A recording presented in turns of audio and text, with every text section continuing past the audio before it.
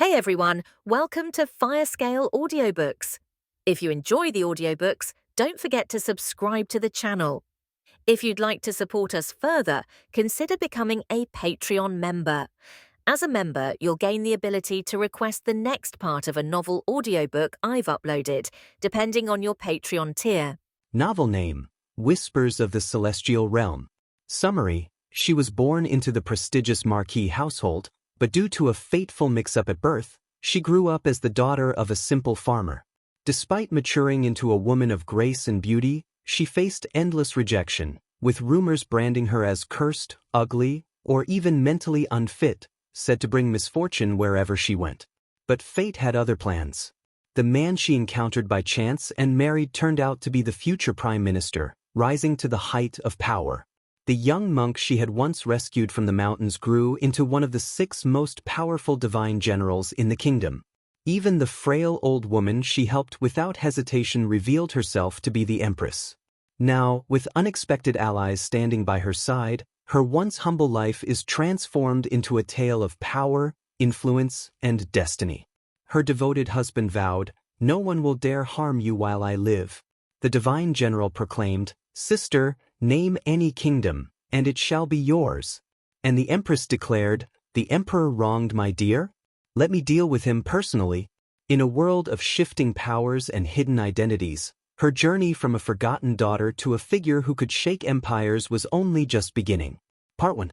The post-rain Qingchuan village emitted a slight chill of late autumn. Gu Jiao, sweating profusely, chased after someone to the village entrance. "Young Master Xiaoqin, young Master Xiaoqin." Splat. She slipped, falling face first onto the ground with a thud.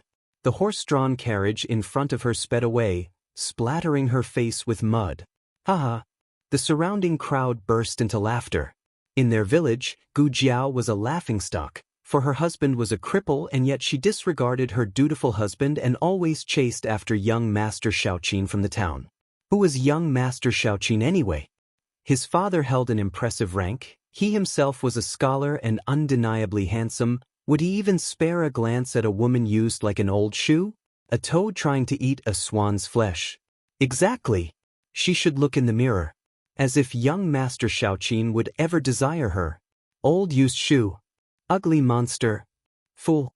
Gu Jiao fumed at the insults. With hands on her hips, she retorted fiercely, None of you are allowed to insult me." A child jumped out, "What if we do?" Fool. Ugly monster, ugly monster, ugly monster. With rage tinted with humiliation, Gu Jiao lunged at the child, but stumbled, falling into the water. At the cold lake bed, a woman who had seemingly lost consciousness suddenly opened her eyes. What happened? Wasn't she in a plane crash on a mission, with everyone killed when the plane struck an iceberg? How did she end up falling into water? Gu Jiao tried desperately to swim to shore. Perhaps due to her fall, she felt like she was drained of all strength. By the time she managed to drag herself ashore, she felt ready to pass out. Obtaining no more entertainment seeing Gu Jiao sinking, the villagers initially planned to fish her out with poles, but she surfaced on her own. The crowd exchanged looks, before dispersing with a whoosh. Gu Jiao, confused about the entire situation, saw a group of strangely dressed people scatter and flee. She lay on the cold ground, wiping the water droplets from her face. Suddenly she froze. She looked incredulously at her own hands. They were the hands of a 14 or 15-year-old girl. She was 28, so why did she have such small hands? Moreover, being a queen of grooming in the special agent world, she took good care of her skin. But these hands were covered in chilblains, and some parts were even cracked. Soon, Gu Jiao realized that not only had her hands changed, her silhouette, and even her clothes differed greatly from before. A bold speculation flashed through Gu Jiao's mind. She leant over the water, wanting to see her current appearance, but almost fell back into the water from shock. What was all this splash of colors? Gu Jiao took some water and scrubbed away the cheap rouge from her face. But things took a turn for the worse. Her face was yellow and skinny, and there was a large red blotch extending from her left cheek to the corner of her eyes. In her past life, even getting a tiny pimple had Gu Jiao stressed for 3 days. Now, Facing a face that could easily win the title of the era's most hideous, she felt like dying on the spot. Speaking of which, where am I? And what time period is this? As she spoke, her head throbbed with pain, and a wave of memories that didn't belong to her suddenly flooded her mind. It turns out she had transmigrated to a dynasty that didn't exist in history. The village was called Qingchuan Village, located at the foot of Qingchuan Mountain. The person she was supposed to be was also named Gu Jiao, the only child of the third family of the Gu clan. Old Master Gu was a scholar when he was young, having passed the imperial examination as a child. He became the Lijing of Qingchuan Village and had been one for many years. Qingchuan Village was poor, and being Lijing wasn't lucrative, but at least they were not starving. The old master had 3 sons and a married daughter. The eldest son, Gu Changhai, had a son and a daughter with the Zhou family. The second son, Gu Changlu, had 2 sons with the Liao family. The first 2 branches of the family were thriving, but when it came to the third branch, it was as if they were cursed and could not have children. Finally, Gu Jiao was born, but she was a girl, ugly and naturally dim-witted. In the words of the villagers, she was a loss-making product. No, she was so unwanted that they'd have to pay people to take her. Since Gu Jiao's birth, there had been no more offspring in that branch of the family. Gradually, rumors began to spread around the village, saying Gu Jiao was unlucky, thus driving out the fortune of having sons in the third family. At first, the Gu family didn't take it seriously, until Gu Jiao's parents died one after the other and they were convinced that this child was indeed marked by misfortune. The Gu family tried to marry Gu Jiao off, leveraging on their connections. But who would dare to marry her? As luck would have it, one day, Gu Jiao found a man who had fainted from hunger at the entrance of the village and took him home. As Gu Jiao processed the memories in her brain, she walked towards a dilapidated thatched cottage to the west of the village. That was the home she lived in now. Hiss! Halfway through, a sharp pain emanated from the back of her head. Gu Jiao touched it and her hand came away bloody. She must have hit a rock underwater earlier, causing a head wound. The bleeding was significant. She needed to stop it as soon as possible. As she thought about it, Gu Jiao entered her home's courtyard. Though calling it a courtyard was quite a stretch, it was just a small open space surrounded by a fence. The small thatched cottage, apart from the main part, only had 2 rooms. The slightly larger room on the east side was Gu Jiao's. And this room was even smaller than the walk-in closet she had in her previous life. Such a sorry state of transmigration. Feeling a bit melancholic, Gu Jiao pushed open the door and walked in. The moment she crossed the threshold, however, she felt someone else's presence inside. From the rhythm of their breath, it was a man. The man hid behind the door, holding his breath. A cold smile emerged on Gu Jiao's lips as she casually entered the house. In unison with the sound of the door closing, her hand reached out and grasped the man behind the door, throwing him onto the ground. The man's body was larger than she had expected. If she were in her previous life, no matter how big the man was, she would not be afraid. Unfortunately, with her current frail body, she had to use every ounce of strength, pressing her entire body weight on him, to hold him down. With one hand she took off her hairband and tied up the man's wrists, her other hand clenched around his neck, as she coldly asked, "Who are you? What are you doing in my house?" The man was taken aback, and then a wave of indignation washed over him. "Gu Jiao, have you gone mad? It's me." Someone she knew? So it was an inside job? That made it even more despicable. Instead of letting the man go, Gu Jiao applied more pressure, further restraining the man. "Get off me." The man gritted his teeth, his tone cold. "Oof," Gu Jiao sneered. In her past life, everyone danced to her tune, and nobody ordered her around. This was her house, and she hadn't even interrogated him about sneaking around. Gu Jiao raised her fist, intending to teach him a lesson. But her elbow accidentally bumped open the window behind her. The bright light streamed in, falling on the man's refined and handsome face. Gu Jiao's eyes widened in shock. As a narcissist, Gu Jiao collected handsome men in her previous life, but none of them, to be precise, all of them combined were incomparable to the one before her. This man has an exceptionally clean face. His brow and eye contours were delicately chiseled like jade. His pair of eyes were bitterly cold. They were as deep as a cold pool. His face exhibits an unhealthy pallor, but it is tinged with a blush of embarrassment. Surprisingly, this makes him appear somewhat enticing. Also considering his age, Gu Jiao thinks he is more of a lad than a man. Have you seen enough? Xiao Lulang asked through gritted teeth. Not enough, but… Gu Jiao glanced at the man's body, her phoenix eyes squinting a bit. I was afraid I'd crush you. Saying this, Gu Jiao pretentiously stood up. However, although she stood up, her eyes still stayed on him, as if they were spinning around him, exploring him. Gu Jiao… Xiao Lulang got angry and embarrassed under her gaze. Do you want me to help you up? Gu Jiao reaches out her hand with a grin. No need. Xiao Lulang coldly turned his body to the side, using a chair nearby for support to stand up. It was clear that his movements were inconvenient, yet he still rejected Gu Jiao's kindness. Then he ignored Gu Jiao and hobbled out of the room. At this moment, Gu Jiao remembered who he was. He was the original owner's husband, Xiao Lulang. Xiao Lulang was rescued by Gu Jiao. After he woke up, the Gu family inquired about his situation. They found out he was an orphan with nowhere to go. Without a second thought, they forced Xiao Lulang to marry Gu Jiao by reminding him that man should not receive gifts from a woman, that their daughter had saved his life, and that it would be proper for him to marry her to preserve her reputation and so forth. Although they were supposedly married, it was more like he married into her family. Their current dwelling was provided by the Gu family and the land they cultivated was also allocated by the Gu family, both being the poorest quality. When they got married, Gu Jiao didn't know that Xiao Lulang was disabled. Once she found out, she gradually started to despise him and turned to flirt with young Master Xiaoqin in the town. The villagers felt that Xiao Lulang was wronged and often said that a pretty flower has ended up in a pile of cow dung. Xiao Lulang was the flower, and the cow dung was her.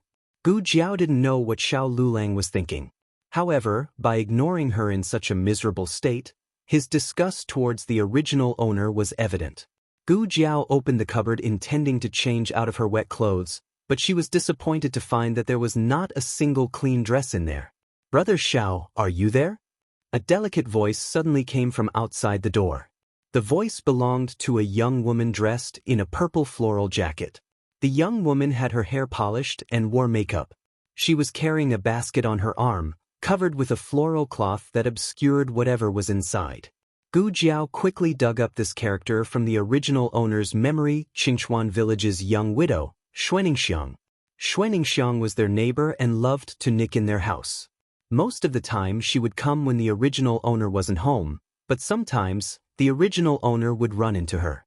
The original owner was not so bright, and she had been tricked by Xuaningxiang quite a few times. The news of Xiaoqin's visit to the village was also forwarded to the original owner by Xuaningxiang. Oh, isn't this Sister Ningxiang? Coming over at broad daylight, what brings you to our house? Xuaningxiang was startled by the sudden appearance of Gu Jiao. Then she said disappointedly, Why is it you? Gu Jiao smiled, then gently knocked on the door panel and said, This is my house, isn't it odd to see me here? What are you disappointed about? Xuaningxiang was choked by her words. Obviously, she was disappointed not to see Xiao Lulang. Xuaningxiang took another look at Gu Jiao. She was still the same person, but now she seemed somewhat unfamiliar. She was no longer as wooden as before, her eyes were filled with spirit. Despite being all wet, she didn't seem at all embarrassed. On the contrary, she exuded an intimidating aura. She must be seeing things. How can a dunce change her demeanor so dramatically? Xuaningxiang raised her chin and said, I'm here for Brother Xiao. Gu Jiao gave a faint smile. Brother Xiao, you seem really close. Are you and my husband good friends? Get out of my way. Xuaningxiang couldn't be bothered with her. And what if I don't? Gu Jiao blocked her way. Xuaningxiang didn't take Gu Jiao seriously at all, and pushed her away without a second thought. Gu Jiao easily stepped aside, hooking her foot as she went. Xuaningxiang toppled over, taking the basket with her in an undignified sprawl. You simpleton Gu! You tripped me! This kind of scene had played out many times before, only this time Xuaningxiang was the one who ended up on the ground. Gu Jiao crossed her arms, half leaning against the doorframe. Her gaze seemed to say, So what if I tripped you? Why don't you try tripping me back?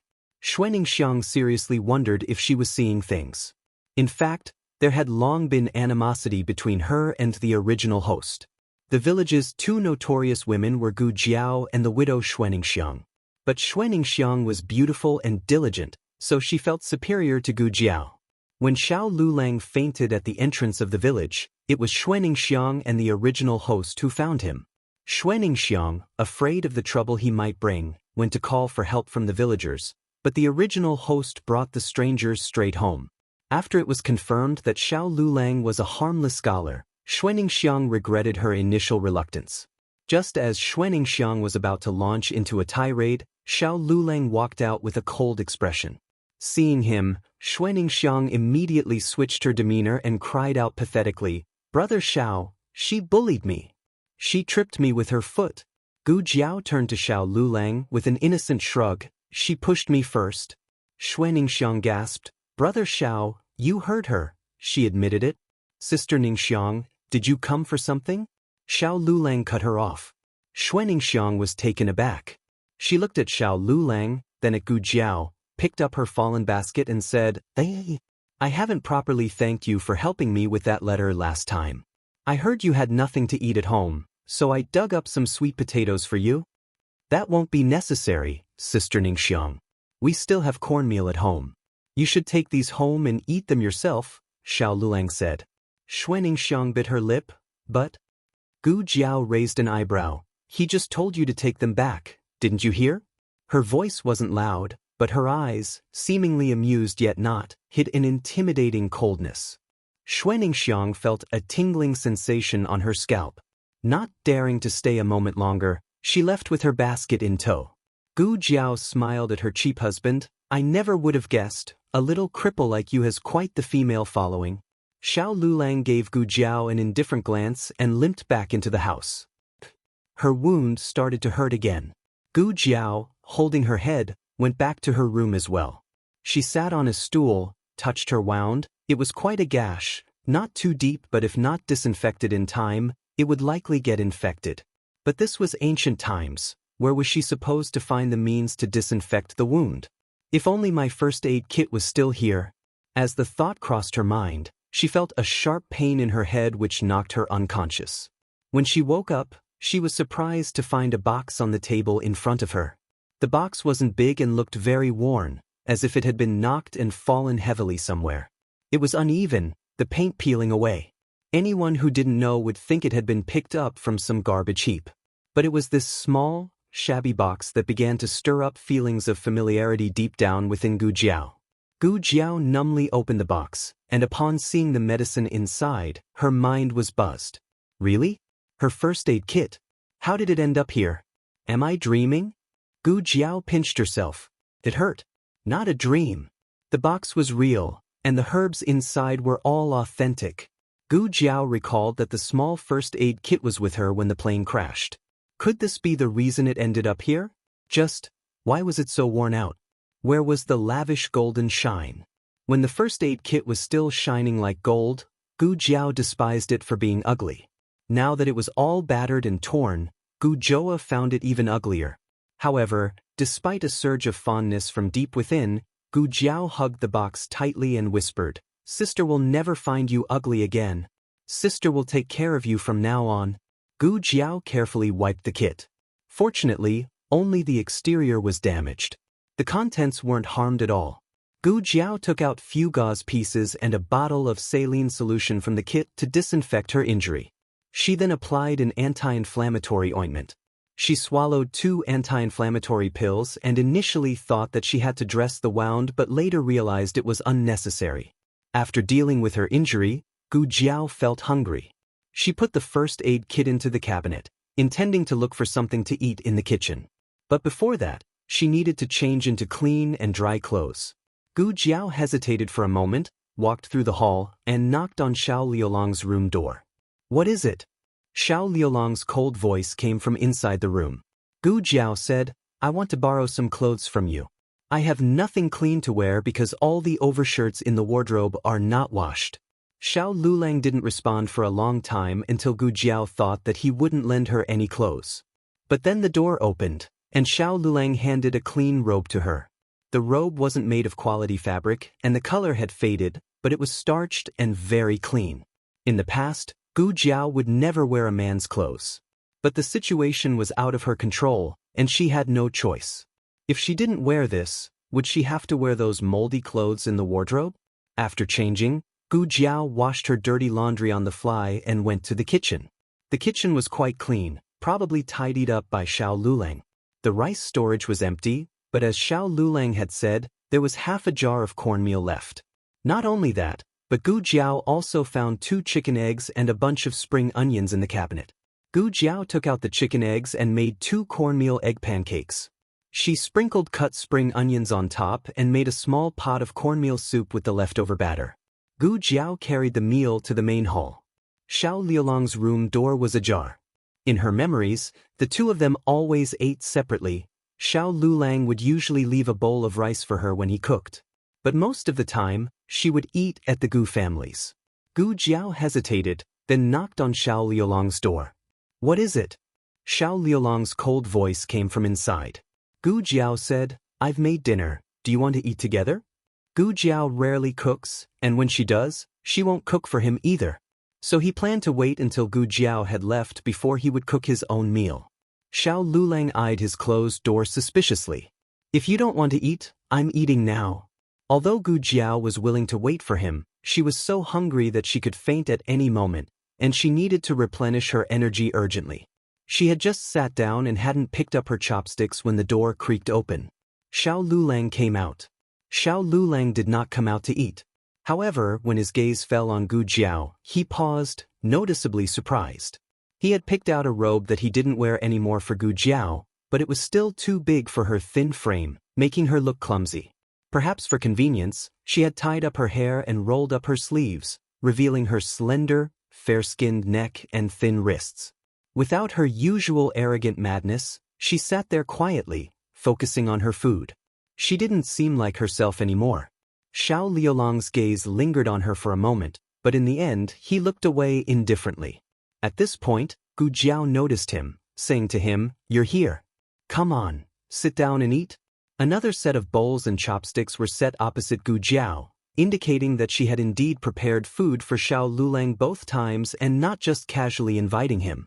However, Xiao Lulang didn't move. Gu Jiao knew what he was worried about. The original host and he had a poor relationship, and her suddenly cooking for him will raise suspicions. But Gu Jiao couldn't explain that she was no longer that person. After deep thought, Gu Jiao said, "We are running short of firewood. If you don't eat now, we'll have to waste more firewood to heat it up later." Perhaps it was her words that swayed Xiao Lulang. After contemplating for a while, he finally sat down opposite her. At the beginning, when Gu Jiao first met Xiao Lulang, she was stunned by his appearance. Otherwise, she would not have brought him back. From others' perspectives, Gu Jiao's contempt for Xiao Lulang was due to his leg disease, but she saw it differently. Gu Jiao was not as naive as her past self. There were aspects the original host did not fully understand, but a mere memory review helped Gu Jiao to figure things out. Xiao Lulang, it seemed, had deliberately provoked the original host. He didn't want to consummate their marriage with the original host and didn't want her to get close to him. In fact, she felt the same way.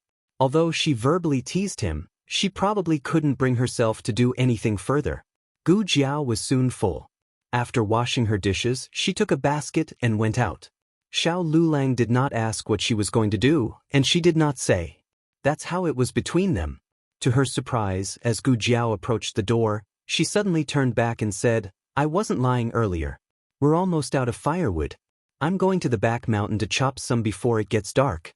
There might be rain later. If I don't come back, remember to bring in the clothes." Xiao Lulang stared at her intently. The old Gu Jiao would never notice the changing weather, let alone tell him where she was going. After Gu Jiao left, only Xiao Lulang and the untouched meal remained in the house. Since the household was living in poverty, no matter how much Xiao Lulang disliked Gu Jiao, he wouldn't waste food. Frowning, he picked up his chopsticks and took a piece of spring onion egg pancake. Gu Jiao went out to chop firewood, partly because of a genuine shortage, but also in the hope of finding something in the forest to stave off hunger. Although her family was not yet destitute to the point of being unable to afford meals, it was not far from it. If Xiao Lulang were the only one to eat, they could probably hold out for a few more days. With her included, circumstances were stretched thin. It was now deep autumn, clear skies stretched as far as the eye could see, without a single cloud. She wondered if it was due to the lack of pollution. Gu Jiao felt the sky above her was an unfamiliar, uncharacteristically blue. The air was also very fresh, lifting one's spirits. She came here without rhyme or reason. She didn't know if the madmen at the research institute would miss her. Probably they were gritting their teeth, blaming her for disappearing suddenly without providing them with the latest research results. However, she may appear to be a medical doctor at M University Research Institute on the surface, but in reality, she was a special agent. She had entered the organization at the age of 8, and everything she had experienced thereafter was merely a disguise for her true identity. Of course, she did not plan to lead such a dangerous life forever. She had agreed with the organization that this would be her last job. Once finished, she would leave, but the plane had an accident unexpectedly. In retrospect, the timing of the plane crash was too coincidental. But discussing this now meant nothing. She was dead. There was no way to take revenge. No one should feel saddened by her death. Her parents divorced when she was 2 years old. They each formed new families, had new children afterward. She was always the surplus. In some ways, her fate was quite similar to that of the previous host. The previous host's parents died early on, and in the Gu family too, she was superfluous. When the previous host died, there was not a single person who genuinely felt saddened for her. Gu Jiao sneered at herself. There was a hint of coldness in her eyes. For fear of rain, Gu Jiao did not venture far into the forest.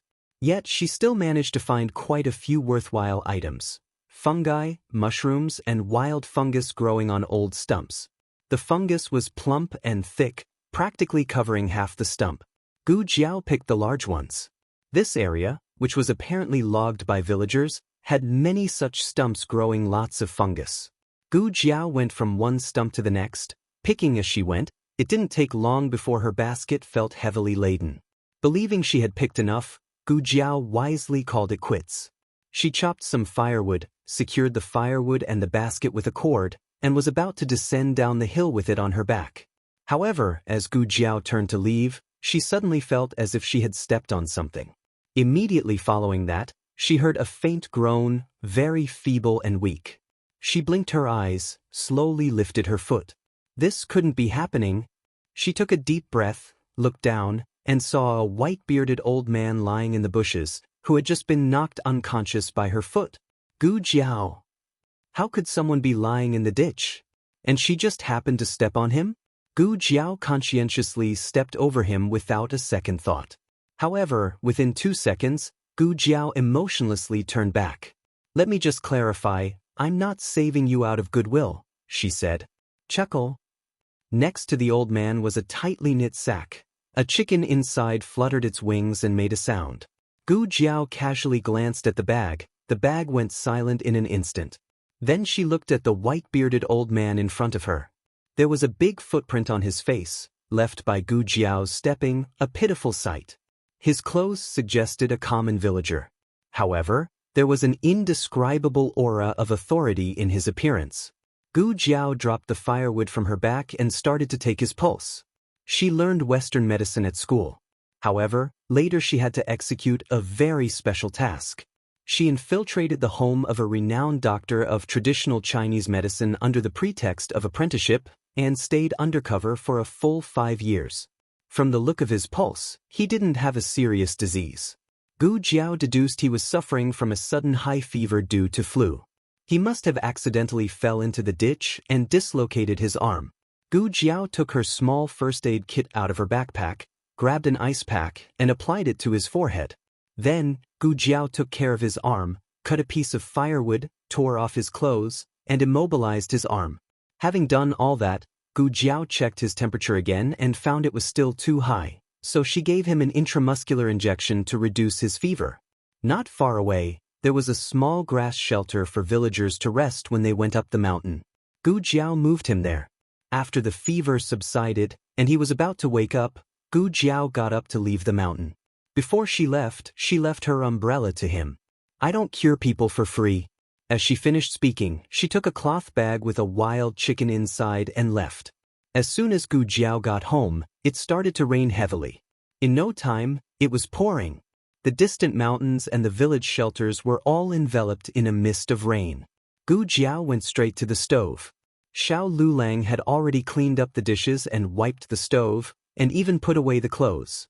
Gu Jiao set down the firewood and the cloth bag, opened the cabinet to check, and wondered, "Did you eat it all?" She had left quite a lot. She didn't expect that skinny man to have such an appetite. Is this really the age for growth? Gu Jiao raised her eyebrow and put the wild chicken in a cage. Gu Jiao separated the small firewood from the large ones and picked out the ones that needed to be split. By the time she finished splitting the firewood, it was already evening and the rain hadn't stopped. The room was damp and cold. She looked for a heating pot, planning to start a fire for herself. Suddenly, she thought of something and went to Xiao Liulang's room, gently knocked on his door. "Do you want to heat up?" she asked softly. There was no response from inside the room. She called out again but still no response. Seeing the door slightly ajar, Gu Jiao gently pushed it open. Peeking inside, she saw a thin figure asleep at the worn-out table under the dim oil lamp. He was still holding a book that he hadn't finished reading. The book was clearly yellowed, and the cover was cracked, patched up with oil paper. It's hard to be a scholar in the countryside, especially Xiao Lulang, who was constantly exploited by the Gu family and his previous master. He couldn't even go to a private school, all of his learning was self-taught. Gu Jiao hesitated for a moment, then walked over silently, took a cotton jacket from the cabinet, and put it on him. When Xiao Lulang woke up, it was already midnight. He hadn't slept well for the past few days, and hadn't expected to fall asleep at the table. As he opened his eyes and found a cotton jacket on him, a frown appeared on his face, and a hint of caution flashed in his eyes. He frowned at the book in his hand, then heard a crackling sound. Turning his head, he saw a heating pot burning on the floor, which must have been placed there at some point. The cold room was instantly warmed up by the fire. Xiao Liulang's eyes fell on the heating pot, revealing a thoughtful look. There was only one heating pot in the house. If she gave it to Xiao Lulang, Gu Jiao wouldn't have one on her side. After putting away her small first aid kit, Gu Jiao quickly crawled into bed and wrapped herself up like a small silkworm. She had been so exhausted from the day's activities that she quickly fell asleep in the cold. Gu Jiao hadn't dreamed in many years, but she had a dream that night. In her dream, a doctor came to town, and Xiao Lulang went to him to get his leg treated. However, there was a medical dispute in the pharmacy where the doctor was, which inadvertently hurt many people. Xiao Lulang, who had been limping on one leg, ran slower than others and ended up getting his other good leg injured too. While this injury didn't cost him his life, it caused him to miss an exam 3 days later. Gu Jiao found herself quite surprised by her dream. She had actually dreamt, and dreamt of a man at that. Do I really have him on my mind that much?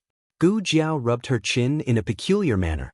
However, it was merely a dream after all, so Gu Jiao didn't pay too much attention to it. At that moment, dawn was breaking and a few stars were still visible on the horizon. It looked like it was going to be a sunny day. Gu Jiao couldn't remember the last time she got up this early. In her past life, she did indeed work at the research institute, but those who were familiar with her knew that she was a total night owl, with most of her research and surgeries scheduled for the afternoon. As for the tasks entrusted to her by the organization, rare were those that required her to start at sunrise and end at sunset. Today, Gu Jiao was wearing her own clothes. Last night, after bringing the brazier into Xiao Liulang's room, Gu Jiao warmed her clothes by the fire for a bit. However, she moved very lightly, so as not to wake Xiao Lulang. Gu Jiao went to the backyard to fetch water for washing. Xiao Liulang's door was open, but he was no longer in the room. Having thought herself to have risen early, she was surprised to find that someone else had woken even earlier. Gu Jiao looked all over the house, but she couldn't find Xiao Lulang. However, she did notice that a bucket was missing near the water barrel. Looking at the half-full barrel of water and rubbing her chin, Gu Jiao didn't say a word. The bolt of the front door was still in place, indicating that Xiao Lulang had left through the kitchen's back door and locked it from the outside. This ensured that no one from the outside could enter freely, but if Gu Jiao wanted to go out, she could always use the front door. After washing, Gu Jiao returned to the house, applied some ointment and ingested anti-inflammatory medicine. By this time, Xiao Lulang was still out, so Gu Jiao went ahead and started to prepare the cornmeal she had left over. That was the last bit of their food stock. Gu Jiao thought about selling the wild chicken she had brought back to town to replenish their food supply, but since the original host had never left the village before, Gu Jiao had no idea which way led to town. While waiting for the dough to rise, she started to clean the backyard, the main hall, and her own room. Xiao Lulang was not there, so she didn't venture into his room. She had only washed half of her clothes yesterday, so she took out the remaining ones and placed them in the big wooden basin in the backyard. This era did have soap pellets, which the original owner had once seen on a merchant's pallet. However, most of the villagers were poor and couldn't afford to buy them, so they instead used soap beans picked from trees. Gu Jiao smashed the soap beans and spread them evenly on the clothes, constantly using a stick to bash them until a fresh, fragrant foam released. Only then did she begin to scrub vigorously. The cleaning power of the soap beans was not as strong as she had anticipated, but Gu Jiao was firm with her intent on cleaning the clothes properly. Eventually, a small hole had been scrubbed into the belly wrap. Gu Jiao. By the time Gu Jiao had finished cleaning the clothes, most of the water in the barrel had been used up. At this point, the dough had also risen enough to be ready for baking. She made cornmeal steamed buns and placed them in the pot to steam. Xiao Lulang was still not back. The village had 2 wells in total. The old well was nearer but almost depleted, so Gu Jiao deduced that Xiao Lulang would have gone to the new well at the village entrance to fetch water. The new well was just several steps away from the place where Gu Jiao had fallen into the water the day before, so an average person would need less than a quarter of an hour for a round trip. Even considering Xiao Liulang's disability and the added burden of carrying a bucket of water, 2/4 of an hour should have been more than enough for him to return. Standing at the kitchen counter, Gu Jiao peered in the direction of the front door and eventually decided to go out. She found Xiao Lulang near an ancient well, sheltered by a big locust tree. A group of menacing thugs had surrounded Xiao Lulang. His bucket was on its side, with water splashed all over the place. Each thug had 2 chicken feathers pierced into their hair. Ancient version of punks? Gu Jiao recognized that the thugs were not just from her own village but also from the neighboring one. They spent their days causing trouble, and while they didn't resort to murder and arson, they did cause abundant hardship and trouble for their fellow villagers. One of the younger thugs had snatched Xiao Liulang's crutch. The thug was not very old, but he looked incredibly brazen. Judging from his profile, he seemed to be around 13 or 14 years old. The boy pushed Xiao Lulang to the ground and pointed at Xiao Liulang's face with the crutch. "How many times have I warned you? Don't dare show your face in front of me again. Are you damn deaf or what? Now scram out of Qingchuan village." The voice of the young thug was somewhat familiar as it seemed to be in the midst of changing. The young thug made a swing towards Xiao Lulang with the crutch, but before she could think more about it, Gu Jiao stepped forward in 2 or 3 strides to block the strike, and then kicked the young thug's butt. "Who the hell dares to kick me?" The young thug was kicked over like a dog eating shit. He turned around to swear, but suddenly choked. Gu Jiao didn't pay his shock any mind. She took the crutch from him, grabbed his hand, and put the crutch against his neck. The young thug, feeling deeply uncomfortable from this position, began to scream hysterically, Sis, what are you doing?" Gu Jiao paused in surprise. The other thugs who witnessed their leader being bullied were all about to rush at Gu Jiao so ferociously. The young thug roared angrily, "All of you, hold your horses. She's my sister." The thugs froze in place. "Gu Jiao." Gu Jiao suddenly remembered who this little thug was, Gu Shaoshun, the youngest son of the second family in the Gu clan. Gu Shaoshun was 13 this year and was the youngest of the grandchildren in the Gu family. He was also the only one who genuinely cared for the original host. He didn't mind that she was thought to be stupid nor that she was unattractive. Perhaps this was due to Gu Shaoshun being such a troublemaker himself. He was not studious at all and liked to hang out with shady characters all the time. His older siblings would often scold him and his parents would punish him. Only the original host would hold his hand with a silly smile and coax him with candies saved from her own modest share. Shaoshun could fight. Shaoshun was so cool. Gu Shaoshun knew Gu Jiao acted this way because the original host was foolish, but he wasn't particularly clever himself. He simply felt that he should return kindness to those who were kind to him.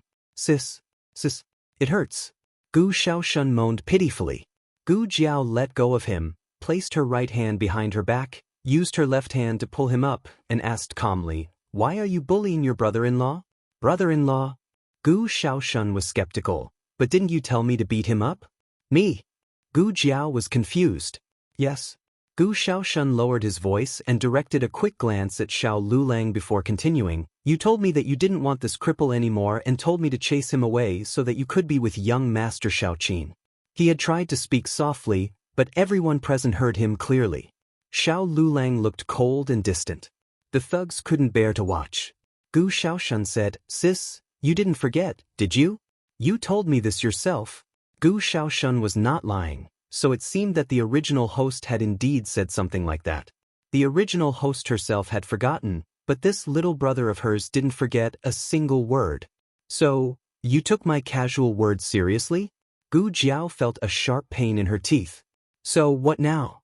Gu Shaoshun realized that he might have done something wrong. He hunkered there with his head drooping, looking like a hapless quail. Gu Jiao bent down, picked up the crutch lying on the ground with her left hand, and offered it to Xiao Lulang. Xiao Lulang tepidly took the crutch and hobbled to his feet. He was about to grab the overturned bucket on the ground. "You go," Gu Jiao told Gu Shaoshun. "Okay." Gu Shaoshun trotted over first, picked up the water bucket before Xiao Lulang could. "Go get water," Gu Jiao told Gu Shaoshun. "Go get water." Gu Shaoshun beckoned a minion. The thug's mouth twitched. He dubiously grabbed the water bucket and left to fetch water. Xiao Lulang walked away expressionlessly without uttering a single word throughout the entire exchange.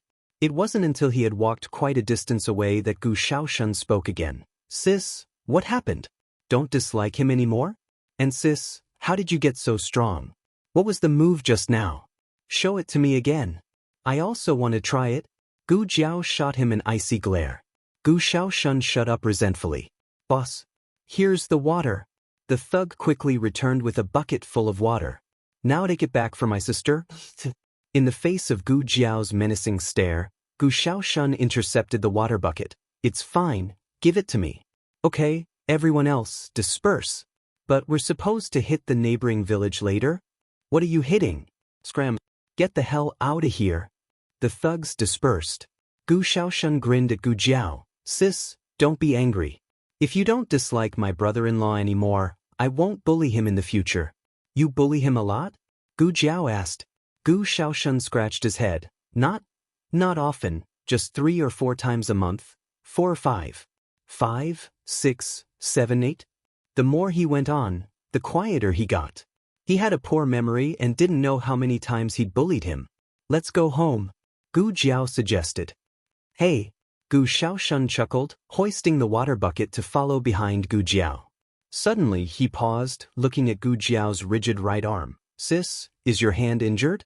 "It's nothing," Gu Jiao assured. "What do you mean it's nothing?" "You're bleeding." Gu Shaoshun put down the bucket, grabbed Gu Jiao's arm, rolled up her sleeve, and saw a patch of red on her right wrist. "Was that from my stick just now?" "I said it's nothing."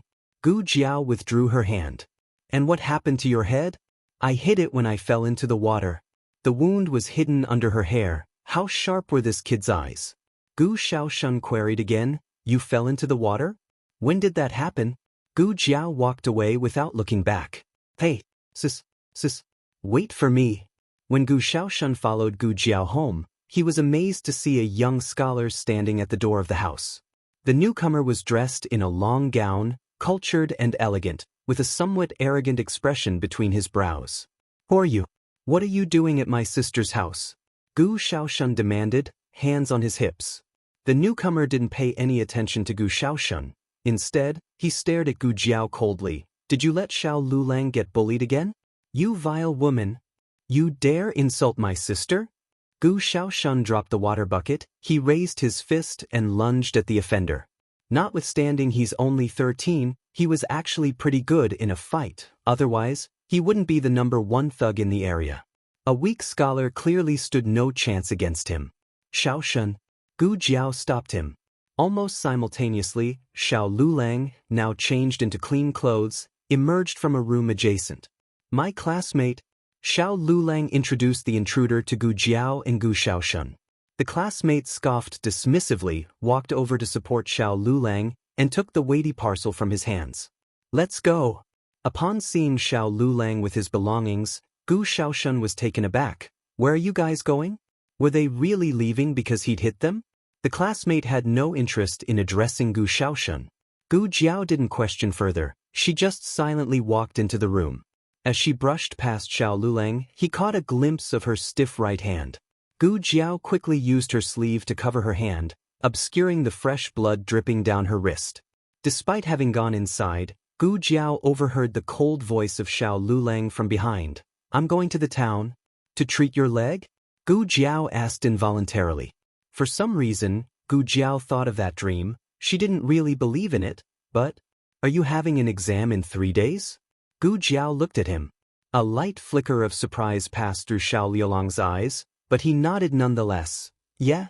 The classmate grumbled in displeasure. Why are you telling her these things?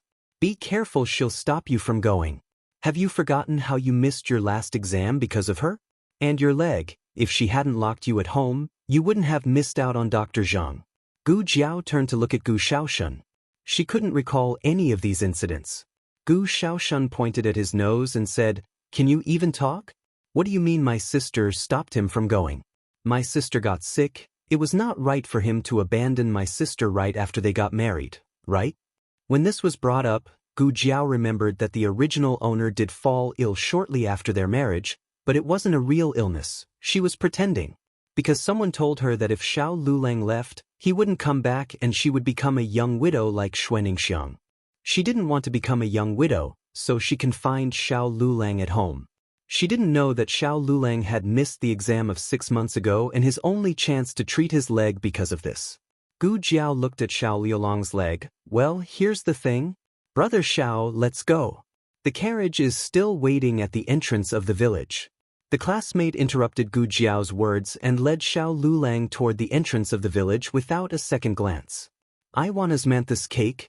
Gu Jiao suddenly stepped forward, looking at Xiao Lulang. From Liji. Only their house. If you don't bring it back for me, I won't let you in. Then I'll burn all your books. Vile woman. The classmate gritted his teeth and helped Xiao Lulang into an old horse-drawn carriage at the village entrance. Brother Xiao, don't listen to her.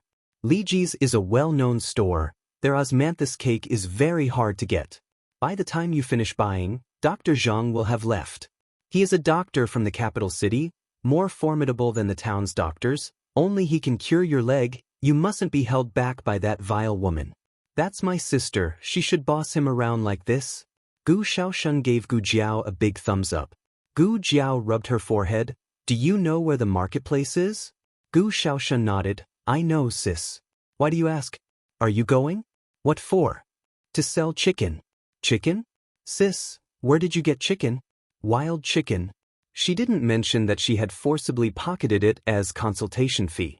Gu Xiaoshun took it for granted that his sister had caught them herself. Sis, I've found you've changed. You're more amazing than before. It wasn't that she wasn't silly anymore, but that she was even more formidable than before. In Gu Xiaoshun's mind, he had never treated the original owner as an idiot.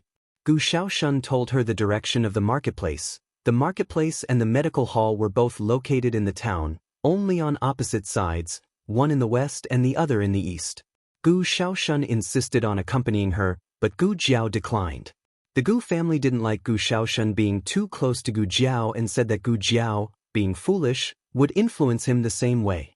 Gu Jiao went back to her room, opened the first aid kit, took out iodine to clean the wound, and then applied some antibacterial ointment. She was really hungry. Gu Jiao went to the kitchen. Xiao Lulang was immediately pulled into the medical hall by a fellow student after arriving at the town. A long queue had formed outside the medical hall, with everyone waiting to see the miraculous doctor. The two of them stood at the end of the queue. The classmate got on tiptoes and looked around. It isn't too late, we should make it. I'll give you the carriage fare later, Xiao Lulang said. The classmate slapped his chest. We're classmates and fellow townsmen, why be so formal? By the way, Are you hungry? He had left in a hurry and hadn't eaten anything, and Xiao Lulang had eaten even less. He took a clean small parcel out of his wide sleeve, revealing 3 lovely cornmeal steamed buns. Where did these buns come from? Xiao Lulang found them somewhat familiar. The classmate said, I took them from your stove. They had just been steamed when I arrived. Xiao Lulang frowned. How many did you leave? The classmate curiously said, weren't there just 3 in total? Don't you remember the steamed buns you made yourself? Xiao Lulang remained silent. After a while, he said, why didn't you leave her one? The classmate was startled. Are you talking about that wicked woman? Why leave one for her? Hasn't she harmed you enough? Besides, she doesn't eat what you make. The classmate took a bite of a steamed bun. His eyes instantly widened. Brother Xiao, how did the steamed buns you made today taste so good? Xiao Lulang left the queue. The classmate was startled. Where are you going, Brother Xiao? It's almost your turn. Xiao Lulang did not respond but headed forward. Seeing the long line almost extending into the alley, the flustered classmate said to the woman behind him, Auntie, we're going to use the restroom and we'll come right back. He caught up with Xiao Lulang. What are you doing? Buying osmanthus cake, said Xiao Lulang as he crossed the alley and came to Liji's shop. Liji's was a centuries-old establishment, and it had no fewer people queuing than the medical hall. The classmate was anxious. Are you crazy? Are you really buying osmanthus cake for that wicked woman?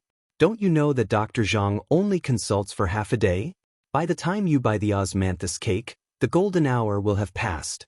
Xiao Lulang was stubborn. Once he's made up his mind about something, 8 horses couldn't drag him back. An hour later, Xiao Lulang successfully bought an osmanthus cake from Liji's. I hope Dr. Zhang hasn't left yet. The classmate grabbed Xiao Lulang and headed for the medical hall. However, when they arrived at the entrance of the medical hall, the queuing crowd was nowhere to be found. Instead, there was a group of bystanders and an imposing formation of solemn officers and soldiers. The classmate turned to a middle-aged man and asked, Uncle, what happened here? Where did all the patients go? The middle-aged man said, just now, a madman rushed into the medical hall, claiming that the doctor had killed his wife. He went on a slashing spree and hurt everyone inside. Do you see that auntie at the door? She was the last one to go in. Just as she did, the madman came.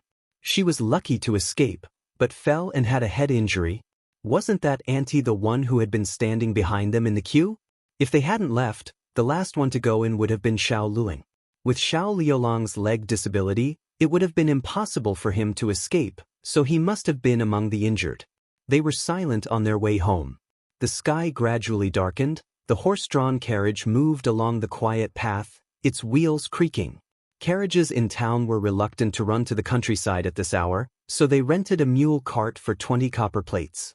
It had no carriage, only a simple canvas canopy that let in wind from both ends. They were so cold their hands and feet had gone numb. Suddenly, a skinny little figure entered Xiao Liulang's line of sight. Xiao Liulang's eyes lit up. This is a fork in the road. The path ahead leads back to the village, while the one to the west leads to the marketplace. Coming from the marketplace trail, Gu Jiao was trudging along, panting with a heavy basket on her back. The afterglow of the sunset had dispersed, leaving her bathed in the last bits of twilight, her frame thin and frail.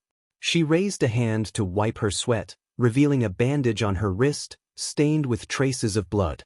Stop the carriage, Xiao Lulang said. The coachman brought the horse carriage to a halt.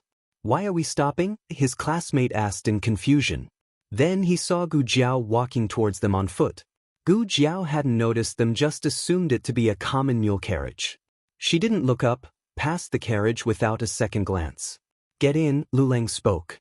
Only then did Gu Jiao turn her head, surprised to see Lulang on the carriage, with his daytime classmate sitting next to him.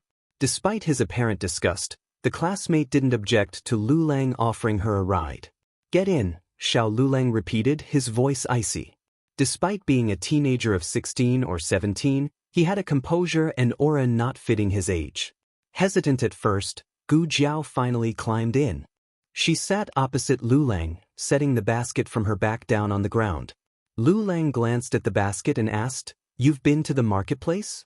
Gu Jiao nodded. Yes, I sold a couple of chickens, bought some rice and wheat flour. And she did something else. With a deep, penetrating gaze, he seemed to have discerned something yet remained silent. However, the classmate cast a weird look at Jiao. This foolish woman can actually conduct business? Ignoring his stares, Gu Jiao asked Leng, "What about you?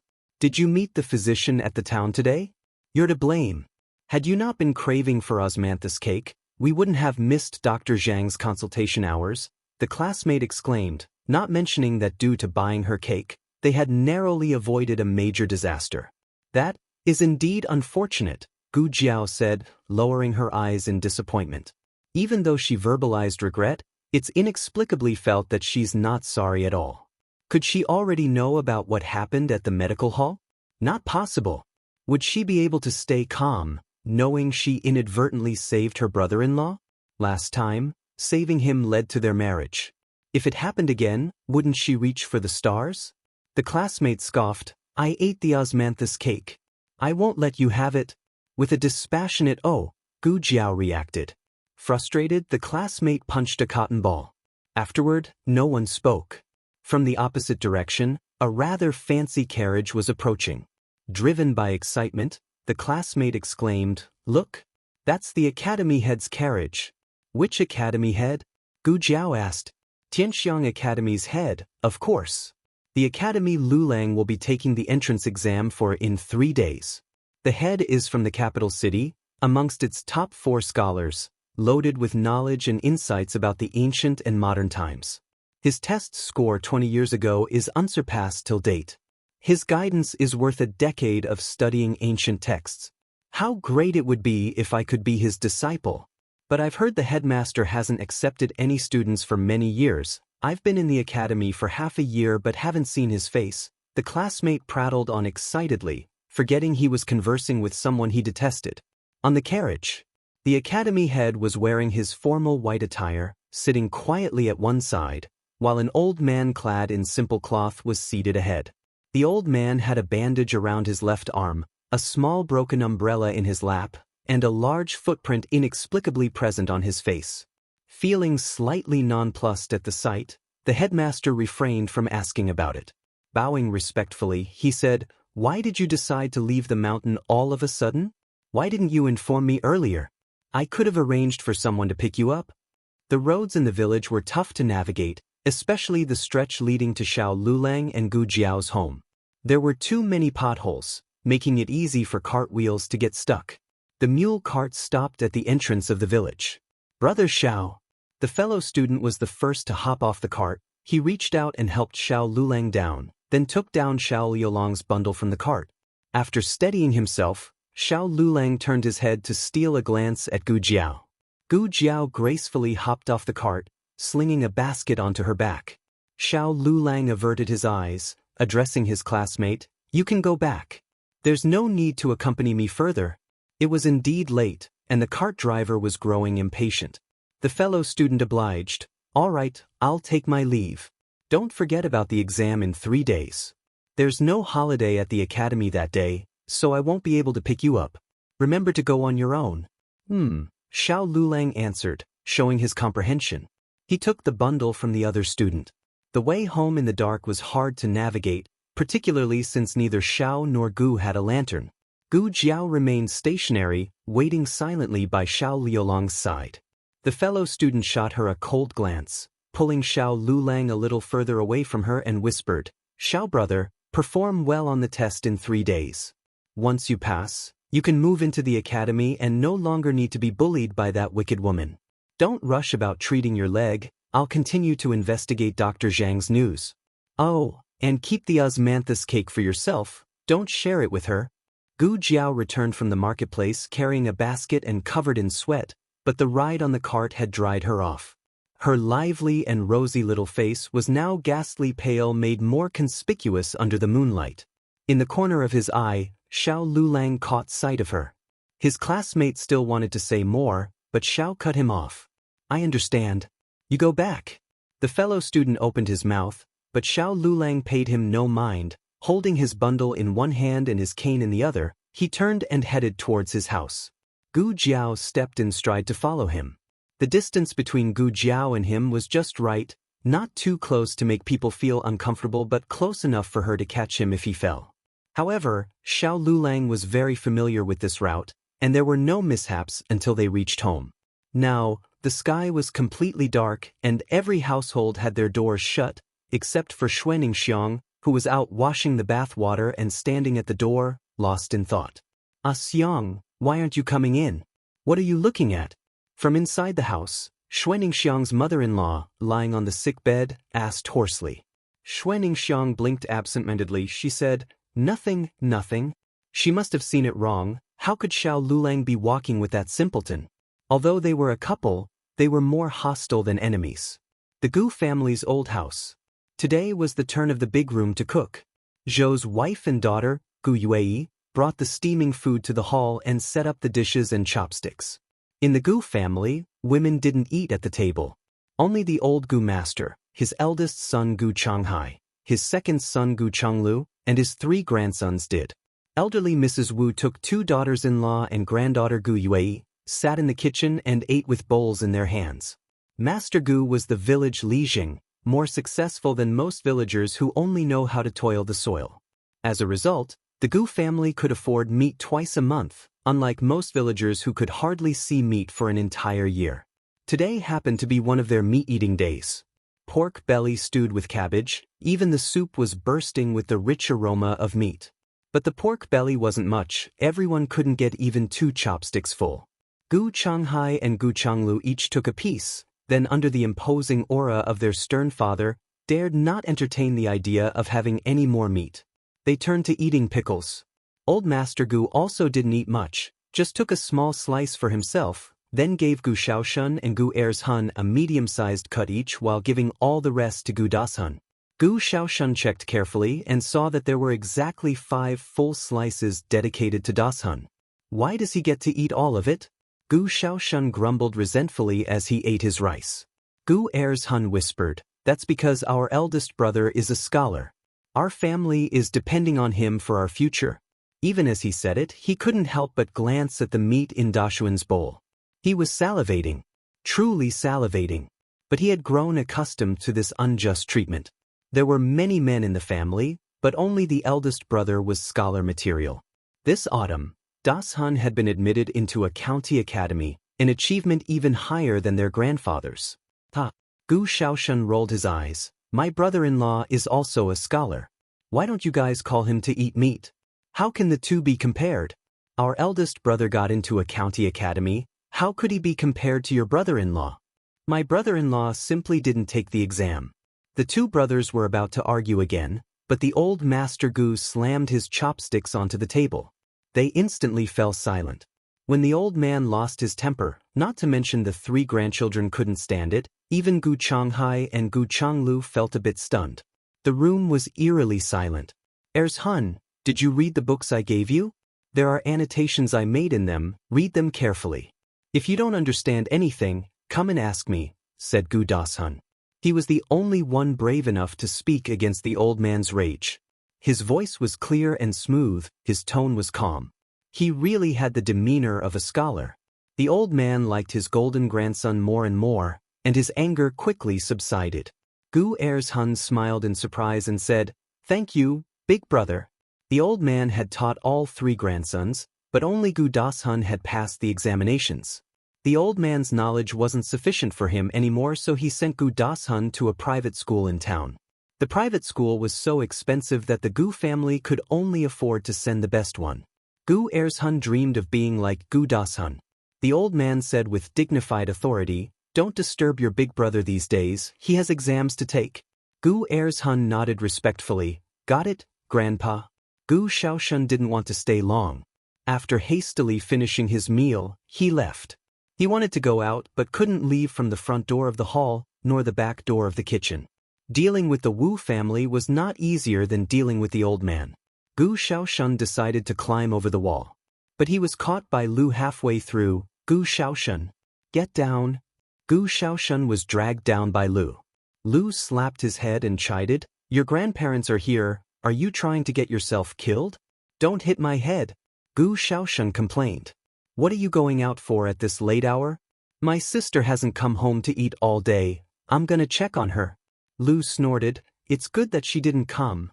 What are you going for? People who are already married shouldn't run back to their parents' house every day. It doesn't look good. Before they knew it, the day of Xiao Liulong's test had arrived. Gu Jiao got up early, prepared the dough, steamed a batch of solid white steamed buns, and also made a pot of mushroom soup. The mushrooms were collected from the mountain. The ones picked the first time had already been consumed, and the remaining ones which were recently picked were to be sold at the market later that day. She also picked some fungus, but fresh fungus was toxic and could only be consumed after it was dried in the sun. While waiting for the rice to cook, she went inside the house and took her medicine. Her wounds on the wrist and back of her head were better now, and she was almost done with her oral medication. The ointment, however, was still more than half a tube left. Meanwhile, Xiao Lulang had gotten up too. Gu Jiao knew that he had been up late reading, but she let him sleep in and hadn't anticipated him to get up so early. Gu Jiao set the table and served him half a bowl of mushroom soup, afraid he might need to use the restroom during the examination, so she didn't fill the bowl to the brim. Nevertheless, she could not shake off the feeling that Xiao Lulang was giving her a bit of a reproachful look. The test would take a whole day, so Gu Jiao packed him a bag with steamed buns and water. She hesitated for a while, and then, as if struck by a thought, she added 10 copper plates to the bag. Xiao Lulang watched as she tucked the copper plates into the bag, his expression undecipherable, and he said nothing. Handing him the bag, Gu Jiao said, I paid for the wagon already, and I gave them instructions to drop you off near the academy. Xiao Lulang responded, taking the bag from her and, leaning on his crutch, walked out the door. Watching his limping figure, Gu Jiao resisted the urge to accompany him to the edge of the village. Probably, he wouldn't have been keen on that idea either. When Xiao Lulang reached the village entrance, Uncle Luo's ox cart was already waiting under the pagoda tree. Many villagers, all going to sell hen eggs and produce from their homes, sat in the cart. The villagers greeted him with a smile when they saw him. Xiao Lulang was a scholarly man, seemingly cold on the outside but without airs on the inside. Anyone who wanted to send or reply to letters had him in mind. Gu Dashun was also educated, but he spent his days at the private school and evenings studying at home, so people rarely bothered him. There was one last seat left on the ox cart, which was probably reserved for him. Just as Xiao Lulang was about to board the cart, a figure darted in front of him, blocking his way. The figure held the ox cart with one hand and used the other to assist another person climbing onto the cart. Dashun, hurry up. It was Zhou family of the Gu household, mother and son. Ms. Zhou made sure that Xiao Lulang had absolutely no opportunity to get onto the cart. An old lady on the cart said, Auntie Zhou, Lulang was here first. Gu Dashun, who was climbing into the ox cart, froze in his maneuver. He turned his face and glanced at Xiao Lulang, his gaze crossing over his mother's. Xiao Lulang, with his cold manner and indifferent expression, met his gaze. Zhou dismissed the comment nonchalantly, saying, My son Dashun is going to take the exam. What difference does it make who came first? Does he think he can delay my son's exam by being here first? The villagers knew Gu Dashun was promising. He had passed the county examination not long ago, which made him a scholar who was not required to kneel before the county official in greeting. Although Xiao Lulang was a good fellow, he wasn't as important as Gu Dashun's future. If Gu Dashun were ever to make something of himself, not only would he bring honor to the Gu family, but he would also shine his light onto the whole of Qingchuan village. Everyone became silent at that comment. That, Uncle Luo began uncomfortably, Lulang is also going for an exam. Gu Jiao had explained everything clearly to Uncle Luo the previous evening.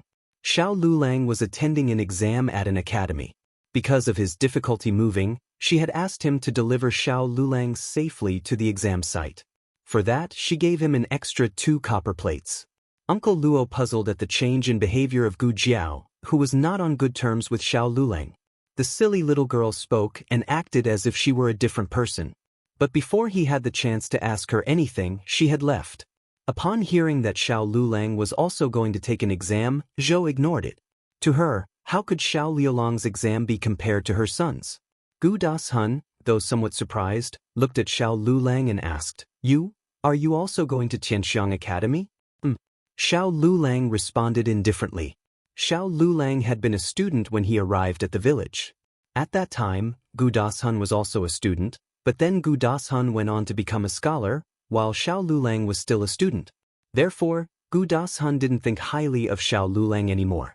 You haven't gone to the private school for half a year? Gu Dashun shook his head.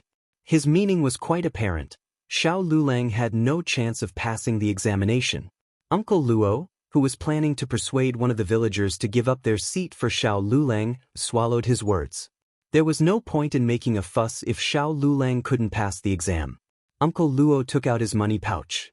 It would cost 2 copper plates to visit the market, 3 plates to go a little further, and Gu Jiao had given 2 extra, a total of 5 copper plates. While Uncle Luo was counting the money to return to Xiao Lulang, Gu Dashun, pushed by his mother, was struggling to get onto the ox cart. However, before he could even take a seat, a small feeble hand shot out from behind him, gripped the back of his tunic, and pulled him off the cart. Gu Dashun, 2 years older than Xiao Lulang and already 19, was pulled so abruptly that he almost fell on the ground. Zhou was startled and immediately tried to help Gu Dashun. "Who's that?" She turned around, shouting in anger. There she saw a skinny little figure of Gu Jiao along with the villagers. Gu Jiao's eyes were calmly cold, emanating an untamed chill. Everyone fell silent. "Gu Jiao, are you mad?" Zhou was upset to see that it was her who dared to act up. "Take your copper plates back." Gu Jiao didn't pay attention to Zhou. Instead, she looked at Uncle Luo, whose hand was still extended, and furrowed her brows. "I had already reserved the cart last night. If you intend to back out now, it's fine, but return everyone the fare." "What do you mean?" Zhou asked. "It means exactly what it sounds like. If Xiao Lulang can't get on the cart today, then no one gets on the cart."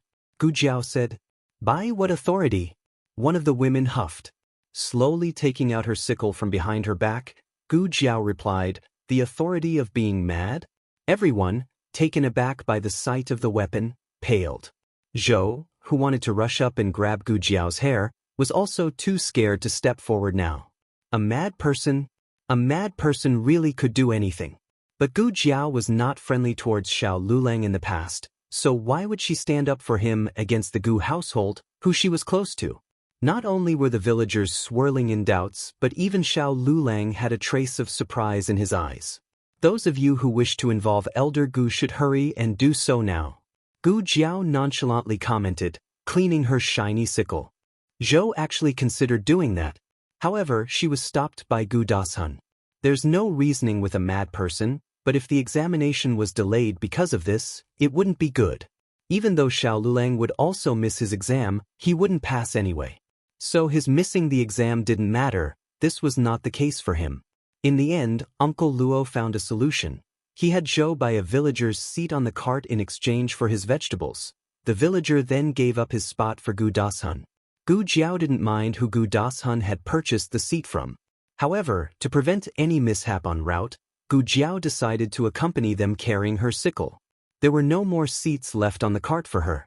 She, with her small and skinny body, walked over 10 miles on foot to ensure that Xiao Lulang safely reached the examination venue. After Xiao Lulang entered the exam site, Gu Jiao, carrying her basket on her back, left. She planned to go to the marketplace to sell the wild mushrooms and dried fungi in her basket, with a few other tasks thrown in the mix. Tianxiang Academy was well known, attracting many examinees, both locals and those from other places such as Xiao Lulang. Each examinee held a letter of recommendation from their village, county, or province school and entered the corresponding exam site. Because of different levels, Xiao Lulang and Gu Dashun were assigned to different exam sites. Xiao Lulang was in the last row. The steps of Tianxiang Academy were high, and most of its students were at least scholars. These days, becoming a scholar was not easy, and it was remarkable that Gu Dashun had achieved it before the age of 20. Xiao Lulang was only 17, the youngest of all the examinees. And the most handsome one. Regrettably, he was a cripple. Many of the examinees cast unusual glances at him, which didn't last long before they buried their heads in their examination papers. The morning session was about composing poetry, and the afternoon session was about interpreting classics. Most of the examinees here were well-versed, so writing some poetry on the spot was not difficult for them. What was hard was interpreting classics in the afternoon. The questions about classics were strictly based on the texts of the 4 books and 5 classics and required use of the 8-part essay. The rigid 8-part essay format left no room for metaphors, required Confucian language, and could only be interpreted according to Qingzhou school doctrine. There were massive constraints imposed on the examinees. Additionally, the questions were extremely challenging. By the end of the day, almost all of the examinees looked green.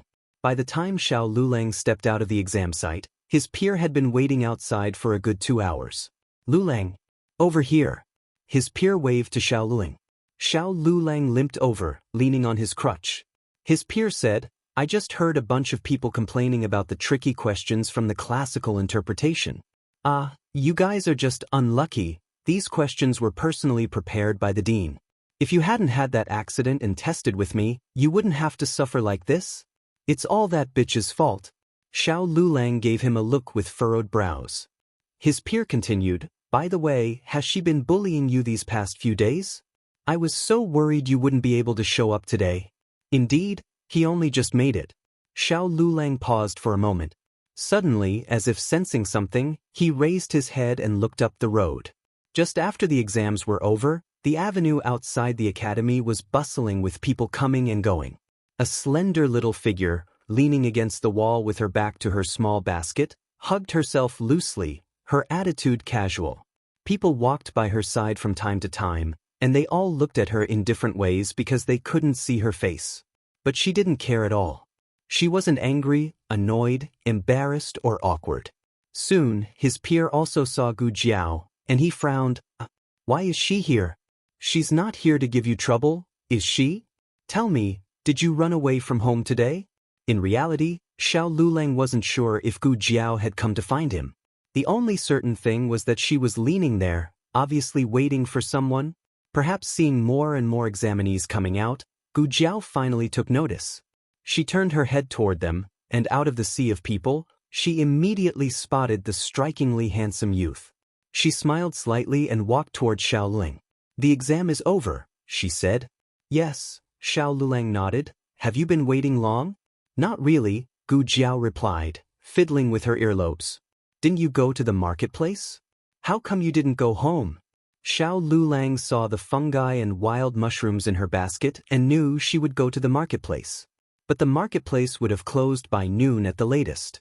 "Just happened to have something to do nearby," Gu Jiao said. "What could you possibly have to do?" His peer rolled his eyes. But Gu Jiao's remark did remind his peer of something. He got out of school early today and visited the medical hall where he found that Dr. Zhang had returned and even saved a man on the brink of death. "Are you sure it's Dr. Zhang?" Xiao Luleng was astonished. Last time during the medical dispute, Dr. Zhang suffered some minor injuries. In fact, he was not the one who treated the murderer's family member who died. He was merely implicated. But since he was pissed off, he declared that he would never return in this lifetime. His peer insisted, "Of course, I saw with my own eyes that the man was carried in. He was covered in blood, his neck was crooked, and he had stopped breathing. Apart from Dr. Zhang from Capital City, who else could have saved him?" Gu Jiao silently watched the little ants on the ground without speaking. His peer continued, "Dr. Zhang can even save such a person. He can certainly treat your leg. You don't have to worry about all these things. I'll find out when Dr. Zhang has consultation hours." "When are you going?" Gu Jiao suddenly asked. His peer disdainfully glanced at her. "Why do I have to tell you?" "Gu Jiao." They ate dinner in town.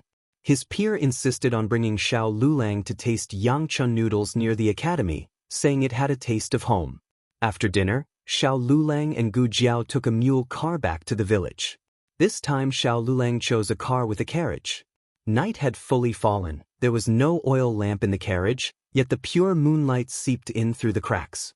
Gu Jiao sat across from Xiao Luleng, stretching out her slender legs, bouncing her toes. She had bought new shoes. Not the embroidered shoes worn by women from wealthy families, but a pair of cheap black canvas shoes. The pure black color of the shoes looked surprisingly good on her feet. The way she played with her shoes was endearing, with unnoticed twinkles in her eyes. The mule cart stopped as usual at the entrance of the village. After getting off the cart, Gu Jiao still walked a certain distance behind him. The news that Gu Jiao had had a falling out with Gu Dashun had spread throughout the village. Xuaningxiang deliberately waited at the entrance and saw the two come back one after the other from the darkness. Were her eyes fooling her last time?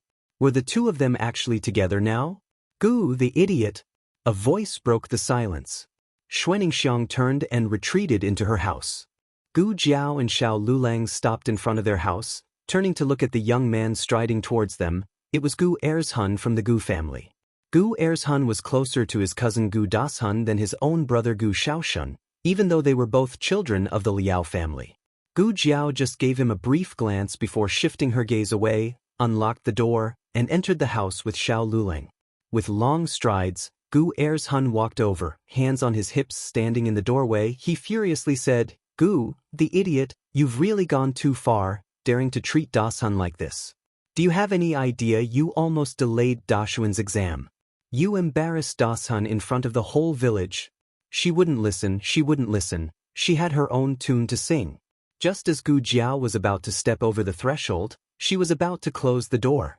Seeing that Gu Jiao was ignoring him, Gu Ershun became even more angered. Stepping into the house, he held the door open and said, "You dare? Grandfather sent me here. You better roll over to Dashun and apologize right now. If not, I'll beat you to death." Gu Jiao irritably tugged at her earlobe. "Annoying. Did you hear me? Today, if we don't clarify this situation, you won't be able?" His words were cut off midway. Gu Jiao lifted her leg and with one kick, sent him flying out of the room. Gu Ershun was totally stupefied by Gu Jiao's kick. Although his status within the Gu family was not as high as Gu Dashuan's, he was still raised and nurtured by the Liao family. They usually didn't let him do any farming labor and only made him study indoors like Gu Dashun. Whether he actually absorbed any knowledge was another matter, but his soft constitution was unquestionable. After he was kicked onto the ground, he stayed still for a long time. Where did this silly little girl get the audacity to kick him today? He really wanted to march over and slap her, but he wouldn't admit it. Gu Jiao's kick had indeed scared him. "You just wait." He left behind these threatening words and ran away, clutching his stomach. After barricading the door, Gu Jiao turned around to see Xiao Lulang standing in the room gazing at her in complete astonishment. After giving it some thought, she said with the utmost composure, "He fell out on his own." Xiao Lulang. The Gu family had been waiting for Gu Ershun to bring Gu Jiao over to be reprimanded, but only Gu Ershun returned. He was incredibly disheveled and holding his stomach as if someone had beaten him up. The Liao family hurried over. "Ershun, what happened? Where's the girl?" Gu Ershun then exaggerated the events outside Gu Jiao's door. "I kindly convinced her to come over here, apologized to Big Brother, but she didn't listen and kicked me. I didn't retaliate because I see her as my sister." After hearing this, the Liao family exploded with rage. That ungrateful little wretch. That whore's brat. Even attacking her own brother.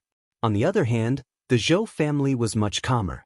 If that girl dares to lay a hand on Dashun, how could Ershun stand a chance against her?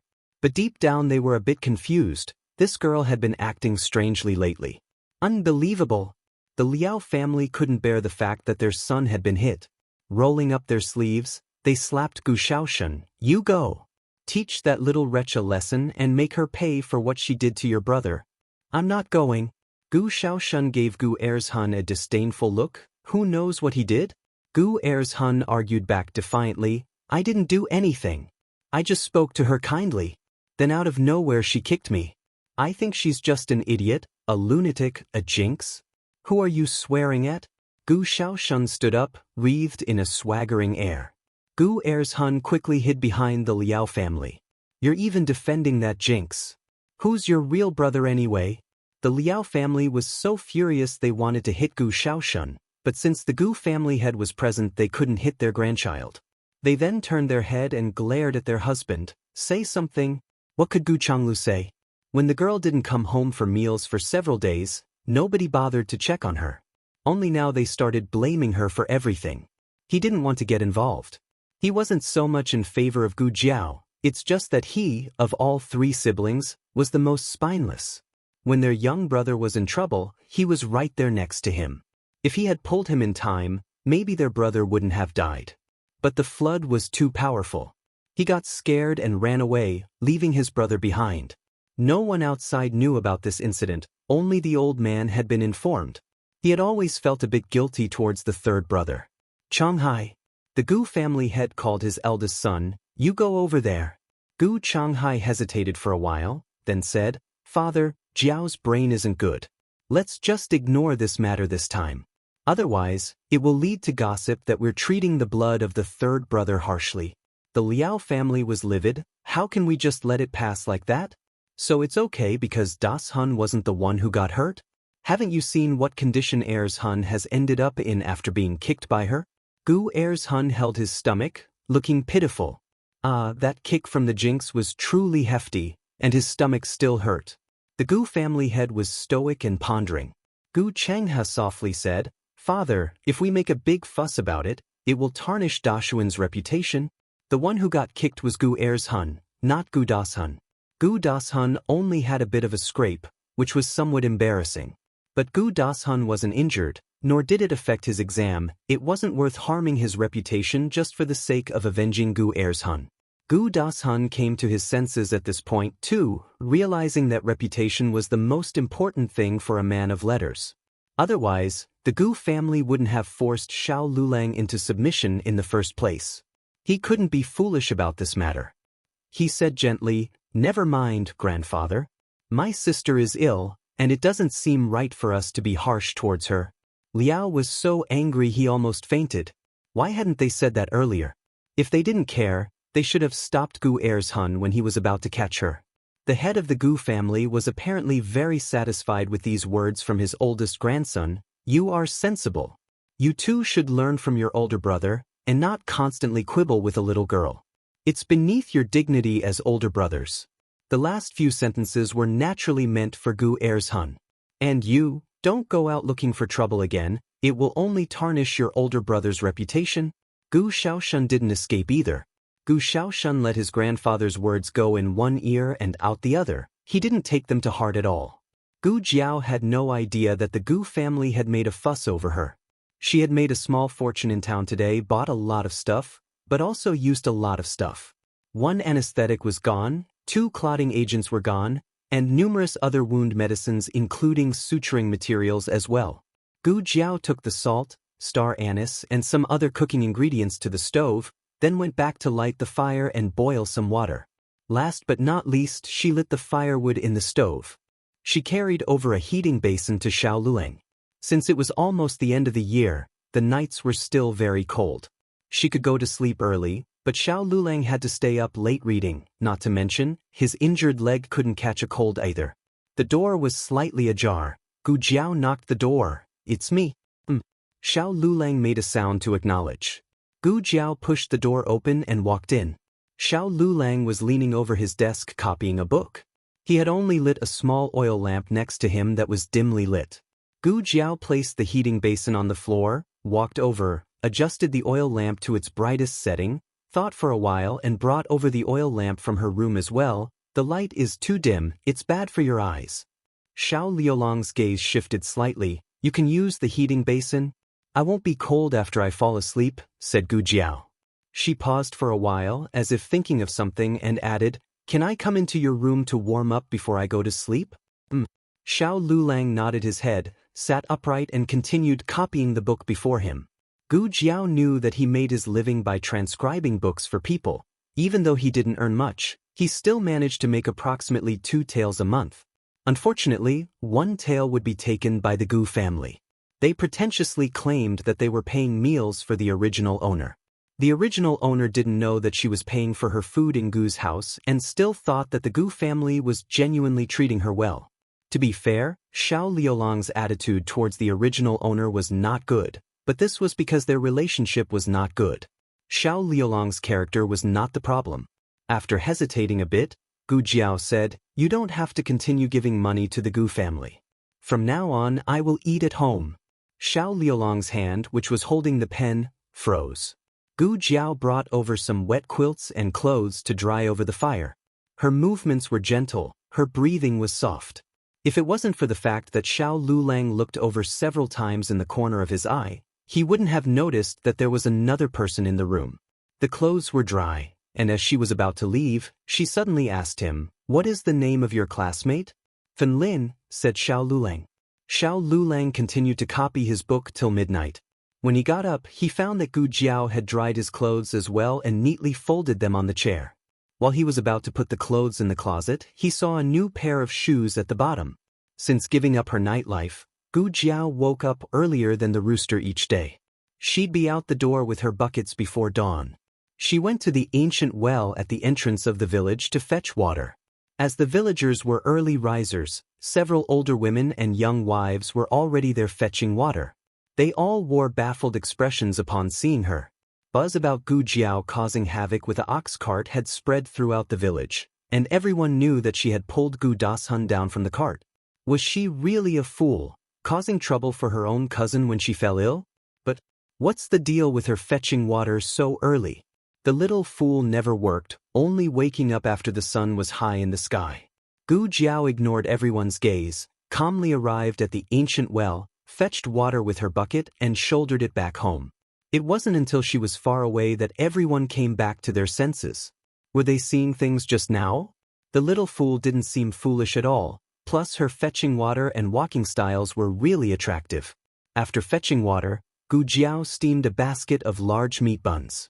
She had bought a piece of bacon yesterday and had soaked it overnight to remove the excess salt, retaining the perfect flavor of the bacon. The scent of the meat buns wafted out, making the neighboring dogs salivate. Gu Jiao took 2 buns and headed to the mountain. The fungus was almost all picked by her, but there were still many wild mushrooms. In fact, the villagers could see these ingredients when they went up the mountain to chop firewood, but most people were afraid to pick them. One was because they couldn't distinguish between poisonous mushrooms, and the other was because they didn't know how to detoxify fresh fungus. After picking the mushrooms, Gu Jiao went directly to the marketplace. Town East was a rather affluent and bustling area. The best medical halls and restaurants were there, and so were the yamen and the academy. In contrast, Town West was much more complex, with a marketplace, workshops, gambling houses, kills, a mixture of everything. Gu Jiao arrived at the marketplace and casually set up a stall in an empty space. The woman next to her remembered her and smiled at her. "You're here. Do you have any of those mushrooms you picked last time? My grandson likes to eat them. Can you trade some more with me?" The woman sold sweet potatoes. The price of sweet potatoes and mountain mushrooms were far different, but Gu Jiao didn't mind and handed her the basket for her to take for herself. The woman grabbed 2 handfuls and gave her 2 big, red sweet potatoes in return. In no time, another lady came over, cheerily asking, Can I use radishes to exchange for some mushrooms? I want to stew some for my family." Gu Jiao nodded indifferently, gesturing with her eyes for the lady to help herself. Thus the lady used 2 of her large radishes to exchange for 2 handfuls of Gu Jiao's mushrooms. Then a few more vendors came over one after another, exchanging their own vegetables for Gu Jiao's mushrooms. This scene was witnessed in full detail by 2 men in the tea shed across the way. "Shopkeeper Wang, are you referring to her?" The one who asked was a fine-dressed man in his 30s, with firm, handsome features and a tall stature. The middle-aged man in his 40s by his side responding to second boss's question, "Yes, that's her." Second boss looked at Gu Jiao, frowning. "Such expensive mountain produce? Let others exchange it with such cheap vegetables? Isn't she foolish? And there are people who put rotten ones in. She didn't say a word. She's really a fool, isn't she?" This shopkeeper Wang couldn't answer. He always felt that she wasn't foolish, she just didn't care. "Are you sure you didn't mistake her for someone else?" Second boss asked. "I was right next to her when she was rescuing the patient. I saw her with my own eyes when she stitched up such a deep and long cut. I couldn't have mistaken her," shopkeeper Wang demonstrated as he spoke. What shopkeeper Wang didn't say was that he had actually met her twice. The first time was at this marketplace, which was how he knew she would come here to set up a stall. "How old is she?" Second boss frowned deeply. He found it hard to believe that this was the doctor who could bring the dead back to life. "She's too young, too poor, and has that kind of birthmark on her face." But shopkeeper Wang wouldn't lie to him. The medical incident last time had a huge impact. Not only did he offend Dr. Zhang, but it also displeased the Grand Hall in the capital city. Second boss's position was at risk, and he desperately needed a reputable doctor to hold the fort. Second boss said, "Go ask her where she learned her skills. I'm willing to pay a large sum to hire her master to sit in the clinic. This girl's medical skills can't be self-taught. Inviting her master would surely be more reliable." Shopkeeper Wang felt this was a feasible idea. He turned around to inquire only to witness a young man collapse. Quite coincidentally, he fell in front of a chicken vendor's stall, startling away all the chickens in the cage. "Oh no! My chickens! My chickens!" The chicken vendor hurriedly tried to catch his loose chickens. The scene turned chaotic. Shopkeeper Wang and the second shopkeeper were taken aback simultaneously by the sight of the young man. The young man exhibited symptoms of chest tightness, cyanosis, and shortness of breath. These symptoms were strikingly similar to those of the patient their medical hall had mistakenly treated and caused his death, only in this case, the symptoms were more severe. The aforementioned patient had managed to return home. However, this young man seemed to be on the verge of suffocation. This was an incurable condition. Even if their own doctors from the medical hall came, they would not be able to cure him. In the nick of time, a slender figure darted out from the crowd, knelt on one knee in front of the young man, swiftly tore open his shirt, and with something in hand, fiercely stabbed his chest. Everyone present gasped in shock. Was this a murder attempt? The next second, Gu Jiao pulled out the needle core, and a thin stream of air spurted out. Everyone saw the young man who had almost suffocated. His chest sunk momentarily before returning to normal breathing. Shopkeeper Wang was dumbstruck. Should we still ask for her master? Hell no. If their medical hall had a doctor like this, they wouldn't have caused that death. The second shopkeeper decisively brushed off Shopkeeper Wang, rose, and walked personally towards Gu Jiao. "You said, you want me to be the doctor of your medical hall?" Gu Jiao glanced at the young man as she listened to the second shopkeeper's words. The man had suffered from a broken rib that had perforated his lung, leading to pneumothorax. Even though the built-up air was released, he still required further treatment. Unfortunately, he left alone right after his breath was restored. Gu Jiao diverted her gaze, questioning the second shopkeeper. "Which medical hall do you belong to?" Second shopkeeper laughed. "In Qingchuan town, the only medical hall worth mentioning is our Huichun Hall." She stroked her chin. The second shopkeeper assumed she would not agree so readily, prepared for her to be pompous and bargain.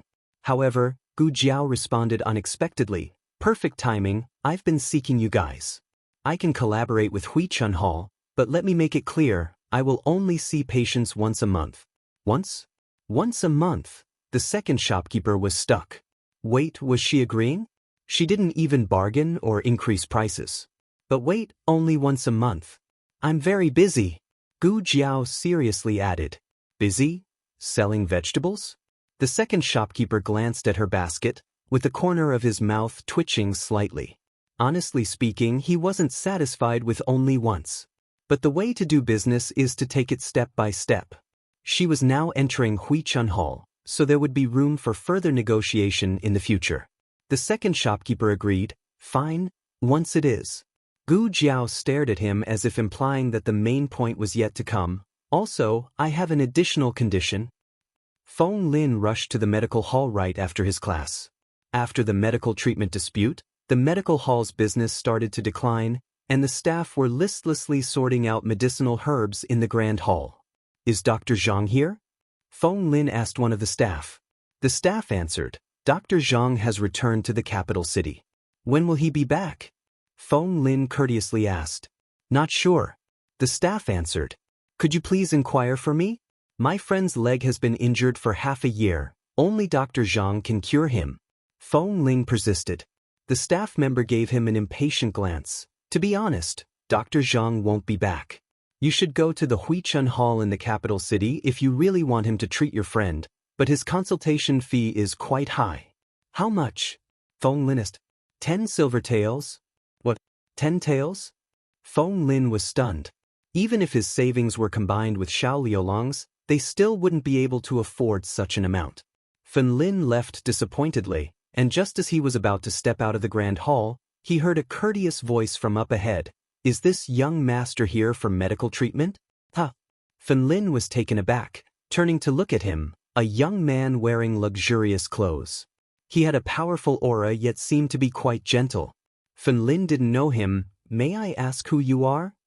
The attendants recognized him and were about to bow, but were stopped by a look from the assistant in charge. "Oh, I'm from Huichun Hall." The assistant in charge replied with a cheerful face. "Is there anything wrong with you, young master?" Finlin shook his head. "No, I'm not sick. I came here on behalf of my classmate for consultation." "May I ask your name, young master?" "My name is Finlin." Finlin replied with a slight bow.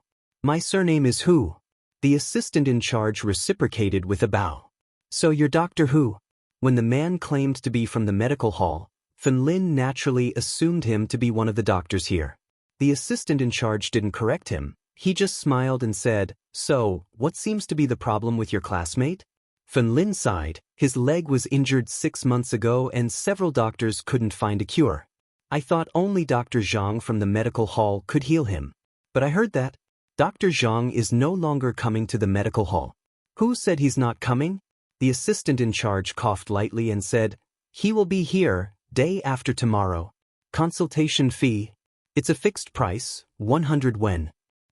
All the attendants in the room were choked up. Finlin also choked. 100 wen? Is it expensive?"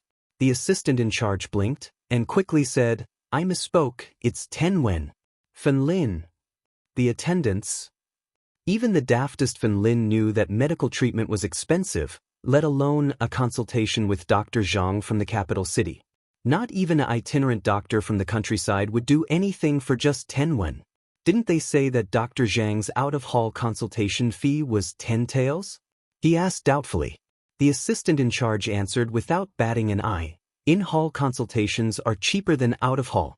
"Cheaper, by that much?" "Our medical hall has had some patient deaths. Business isn't doing well, it's off-season." Finlin once again. The attendants once again. Finlin immediately went to the village and told Xiao Lulang about the consultation. Consultation fee is only 10 won, and the cost of herbal medicine is separate. Their business is bad. I guess the cost of herbal medicine won't be too expensive.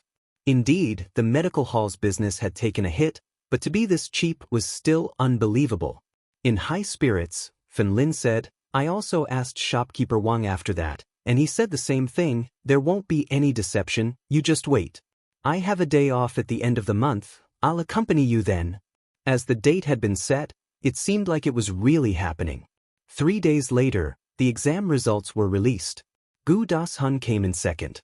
The candidates in this exam came from all over the country, and there were hundreds of them, including the children of wealthy families. They had had private tutors since they were young and had much better learning conditions than Gu Das-hun.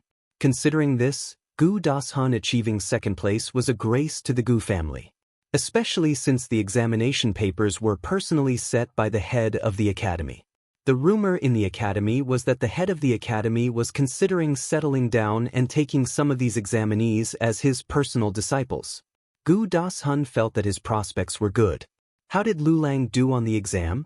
Old Master Gu asked. Gu Das-hun smiled and said, "He also passed. He also came in second, but he was second from the bottom. Out of the 100 accepted applicants, Xiao Lulang was ranked 99th.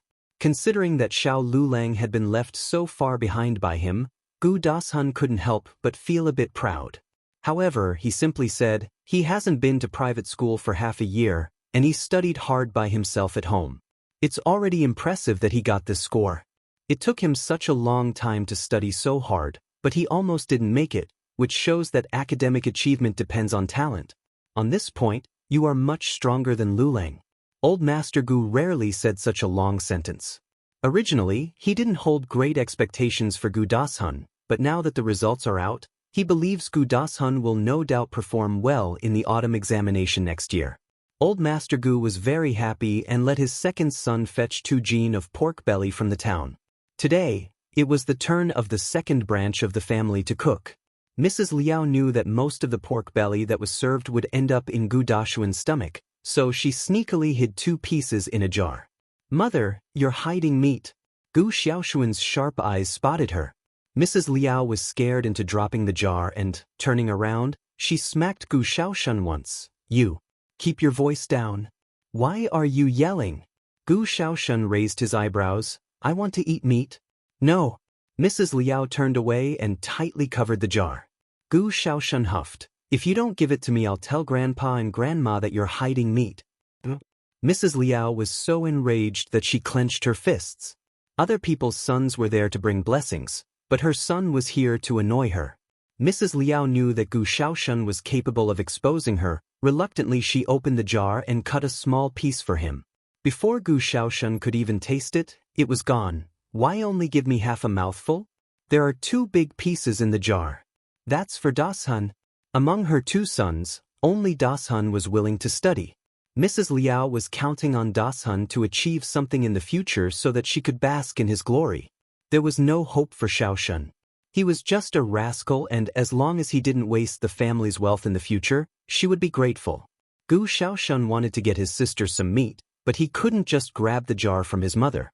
While she was distracted, he lifted the lid of the pot, quickly grabbed a few steamed buns, and ran off. Little beast! Mrs. Liao was furious. Even the white flour steamed buns were a luxury. Only Gu Dashun could eat them. The others could only eat the ones made of cornmeal. Mrs. Liao chased after him with a stick, but Gu Xiaoshuan was quick as a flash and disappeared into thin air in an instant.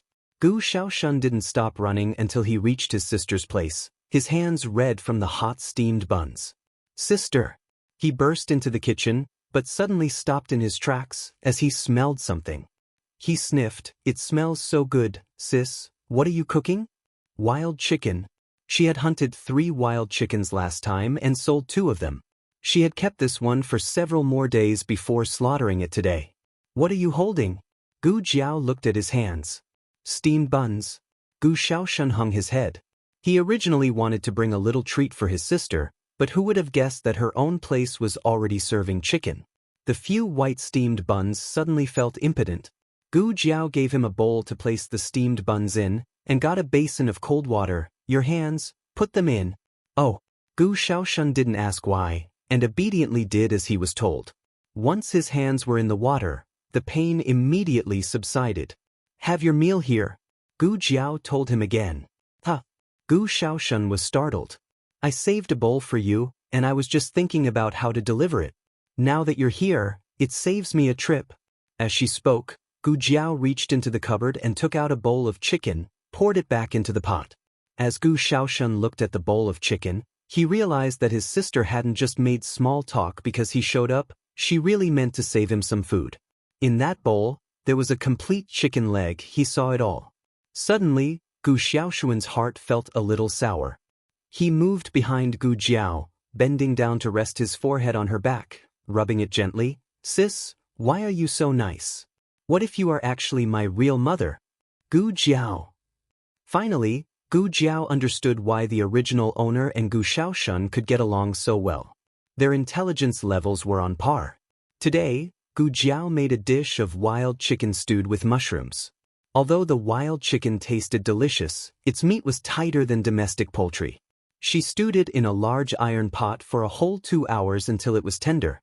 She also made a refreshing cold mixed fungus salad, pickled white radish shreds, and served white rice and cornmeal cookies grilled over an iron pan.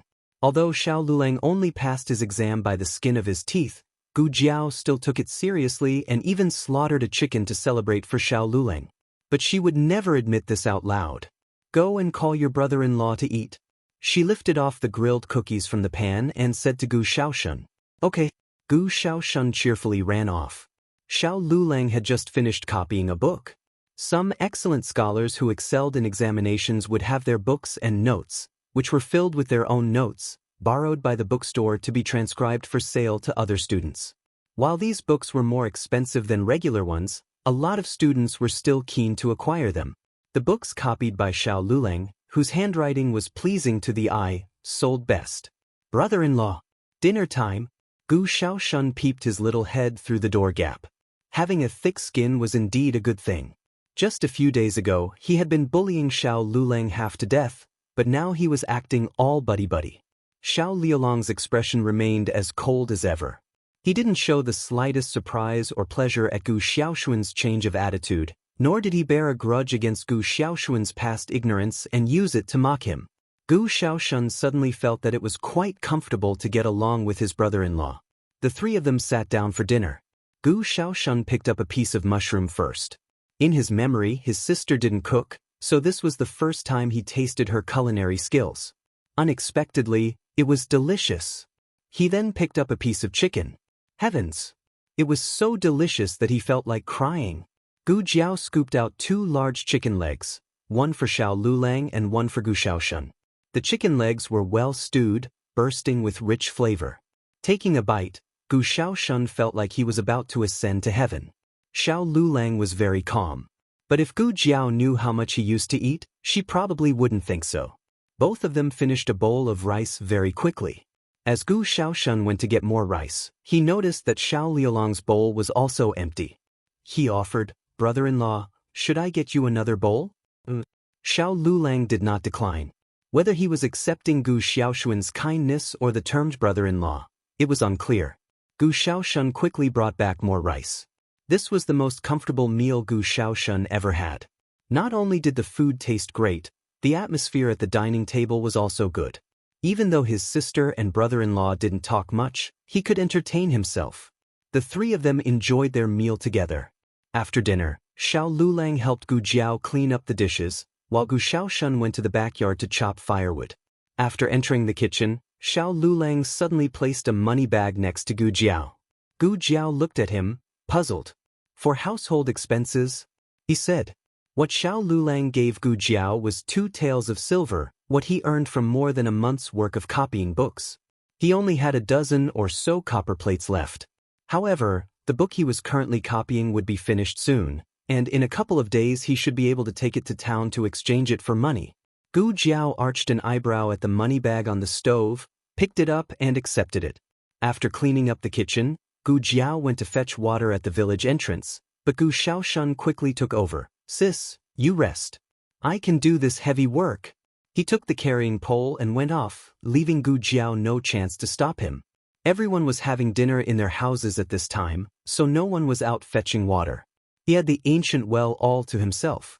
While he was pumping water, 2 Herculean men rode up to him on horses and stopped beside him without saying a word. The 2 men alighted from their horses. Gu Xiaoxuan felt an icy killing intent. Being a little bully in the village, he instantly recognized that the 2 men were martial artists. All the bullies in the neighboring villages combined were no match for either of them. "Do you live in this village?" one of the sturdy men asked. Can I help you with anything?" Gu Xiaoxuan asked, stunned. "We're looking for someone." The sturdy man brought out a broken umbrella and asked fiercely, "Have you seen this umbrella before?" How could he not have seen it? That was his sister's umbrella. Gu Xiaoxuan felt his heart sink. "You've seen it, haven't you?" The sturdy man squinted dangerously. Gu Xiaoxuan began to stammer. What had his sister done to have such terrifying people knocking on their door looking for her? "Little fellow." The sturdy man reached out his large rough hand and lightly pressed it on Gu Xiaoxuan's shoulder. "I'd advise you to tell the truth. Otherwise, I'll have to ask someone else." This man was so strong, he couldn't even move half of his body. Gu Xiaoxuan gritted his teeth. "It's mine." The sturdy man froze. He exchanged a look with his companion. The sturdy man retracted his hand, asking dubiously, "Your umbrella? Are you sure?" Although Gu Xiaoxuan's legs were already starting to go weak, he stubbornly replied, "Of course I'm sure it's my own umbrella. There's a scratch mark on the handle and the character Xiao is carved on it. I did it myself." The last few sentences were true. When he was bored, he carved his name on his sister's fan handle, but he could only write the character Xiao. The sturdy men, of course, knew there were characters on the umbrella handle. So after hearing his words, they mostly believed him. "So, the person who went to the back mountain that day was you?" "It was me." "The person who stepped on our master's face was also you?" "Yes." "Did you injure our master's arm?" "Yes." "All me." "The needle hole in his, but were you responsible for that too?" Gu Xiaoxuan almost tripped. "Sister, my dear sister, what were you doing poking people's butts for fun?" Gu Shaoshan took a deep breath and closed his eyes. Yes, yes, yes. Omi. If you don't believe it, you can ask around. Besides me, Gu Shaoshan, who else would do such a thing? Gu Shaoshan felt he was about to be beaten to death right there and then, yet the expected pain didn't come. He cautiously opened his eyes to see, only to find the two sturdy men had stepped back quite a distance, bowing deeply towards him. Benefactor, we have finally found you. Gu Shaoshan. Sister. Sister. Gu Shaoshan dashed into the kitchen like a sprinter. I think I've got myself into trouble. Lower your voice, your brother-in-law is studying. Gu Jiao made a shushing gesture at him. With a long face, Gu Shaoshan retold the incident at the entrance of the village to Gu Jiao in detail. Sis, what should I do now? What's this benefactor talk? Are they trying to swindle me? So that's what happened? Gu Jiao thought about the incident on the mountain that day and nodded thoughtfully. Didn't you ask them who they are? Gu Shaoshan slouched. I forgot to ask. Have they left? Gu Jiao asked. Not yet. Gu Shaoshan sobbed. Gu Jiao put down the broom. All right, wait here for me. Sister, don't go. Gu Shaoshan tried to hold her back. It'll be fine. Gu Jiao smiled, then headed towards the village entrance. Gu Shaoshan didn't know what his sister said to those two, but they left obediently. The next day, just as dawn broke, a horse carriage entered the village, stopping outside the main gate of the Gu family. A cultured middle-aged man stepped down from the carriage. Today was the day the elder house cooked, so the Zhou family and Zhou Yue got up early. As Gu Yue went out with a basket on her back to gather pig feed grass from the fields, she found a middle-aged man about to knock on their door, and behind the man was a large horse carriage. Gu Yue had never seen such a spectacle and froze on the spot. The middle-aged man smiled kindly. Excuse me, is this the home of Gu Lijing? Gu Yue turned and ran into the house. Mother. Someone's looking for Grandpa. The one who came out was Gu Changhai. Gu Changhai, being the eldest son of Old Master Gu, occasionally accompanied the Old Master to the Yamen for official business, hence knew more than most villagers. It was immediately clear to him that this visitor was significant. Gu Changhai courteously asked, My father is washing up, may I know who you are? The middle-aged man smiled. I am the steward of Tianxiang Academy. I've come specially today to deliver the admission documents for young Master Gu. Admission documents are usually collected personally from the town, so why would the academy send someone all the way here to deliver them? Could it be that Das Hun did exceptionally well in the examination? Gu Changhai felt a surge of pride straightening his back. He called into the house proudly, Das Hun, the academy has sent your admission documents. Gu Dashuan's exceptional literacy wasn't just the result of innate intelligence, but also came from his diligence. He used to wake up earlier than both Zhou family members and Gu Yue, and was reading in his room when he heard his father calling him. He put down his book and walked out. Father, what happened? As soon as he finished speaking, he saw the middle-aged man standing outside the door. He vaguely felt the man looked familiar, but couldn't remember where he'd seen him before. But what he could affirm was that both the attire and demeanor of the visitor were extraordinary, which made him wonder why such a person would visit their humble dwelling. Father, what were you saying just now? I was reading and didn't hear clearly. He turned his head and spoke to Gu Changhai. Gu Changhai pointed to the middle-aged man and laughed. This is the administrator from the Tianxiang Academy. He has come to deliver your admission documents. Admission documents? Gu Dashun was as puzzled as Gu Changhai.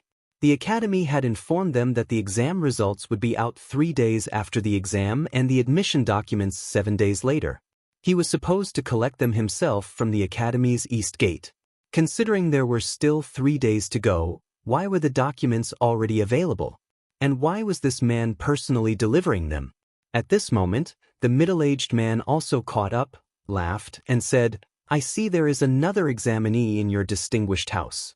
But perhaps, Master Gu has misunderstood. The document in my hand isn't meant for this examinee. It is for another young Master Gu. Gu Changhai responded in surprise. In our family, only Das Hun took the exam. The middle-aged man maintained his polite smile. I apologize if I was unclear earlier. Is young Master Gu Shaoshan at home? The father and son were completely taken aback. After a long moment, Gu Changhai managed to respond. You must be mistaken. Xiaoshun didn't take the exam. Gu Xiaoshun was a scoundrel. Someone who wouldn't take an exam in 8 lifetimes. Even if he did take an exam, he would definitely not pass. The middle-aged man responded warmly with a smile. I am not mistaken. It is indeed Gu Xiaoshun. It was our master who personally recommended him. He will be admitted without an examination. Hearing his son's name mentioned, Gu Changlu, who had just woken up, walked over and said, What did Xiaoshun do this time? Did he cause trouble again? That rascal! I'm going to give him a beating. Gu Changlu had just woken up and appeared quite disheveled. Nevertheless, the smile on the middle-aged man's face did not change. My master was on the mountain and had an accident. Fortunately, young Master Gu Xiaoshun helped him. So, this has been decided. If you could give the admission documents to young Master Xiaoshun, he can commence his studies 4 days from now. We can't afford to pay for admission for both children. Gu Changhai suddenly interjected. Gu Changlu was still confused, not fully grasping what had just happened. The middle-aged man glanced at Gu Dashun, then back to Gu Changhai. This time, the smile in his eyes disappeared. The document mentions that the admission fees are waived. Additionally, I have prepared the books and uniforms. Please deliver them to young Master Gu Xiaoshun as well. While his father and uncle seemed to have overlooked it, Gu Dashun noticed that the man had referred to him as this examinee, while referring consistently to Gu Xiaoshun as young Master Gu Xiaoshun. Moreover, he had placed second in the exams, yet the man appeared clueless about which household he came from. The color drained from Gu Dashun's face. He wanted to ask the man about his and his master's identities, but the middle-aged man had handed a redwood brocade box to Gu Changlu and immediately left in his carriage. Gu Changlu was slightly taken aback. Big brother, did that man say that Xiaoshun could also go to school? By the time the family sat down for breakfast, everyone was aware of the situation. When did you go to the mountains? Who did you save? Why didn't you tell us? Liao family kept firing questions at him. I don't know.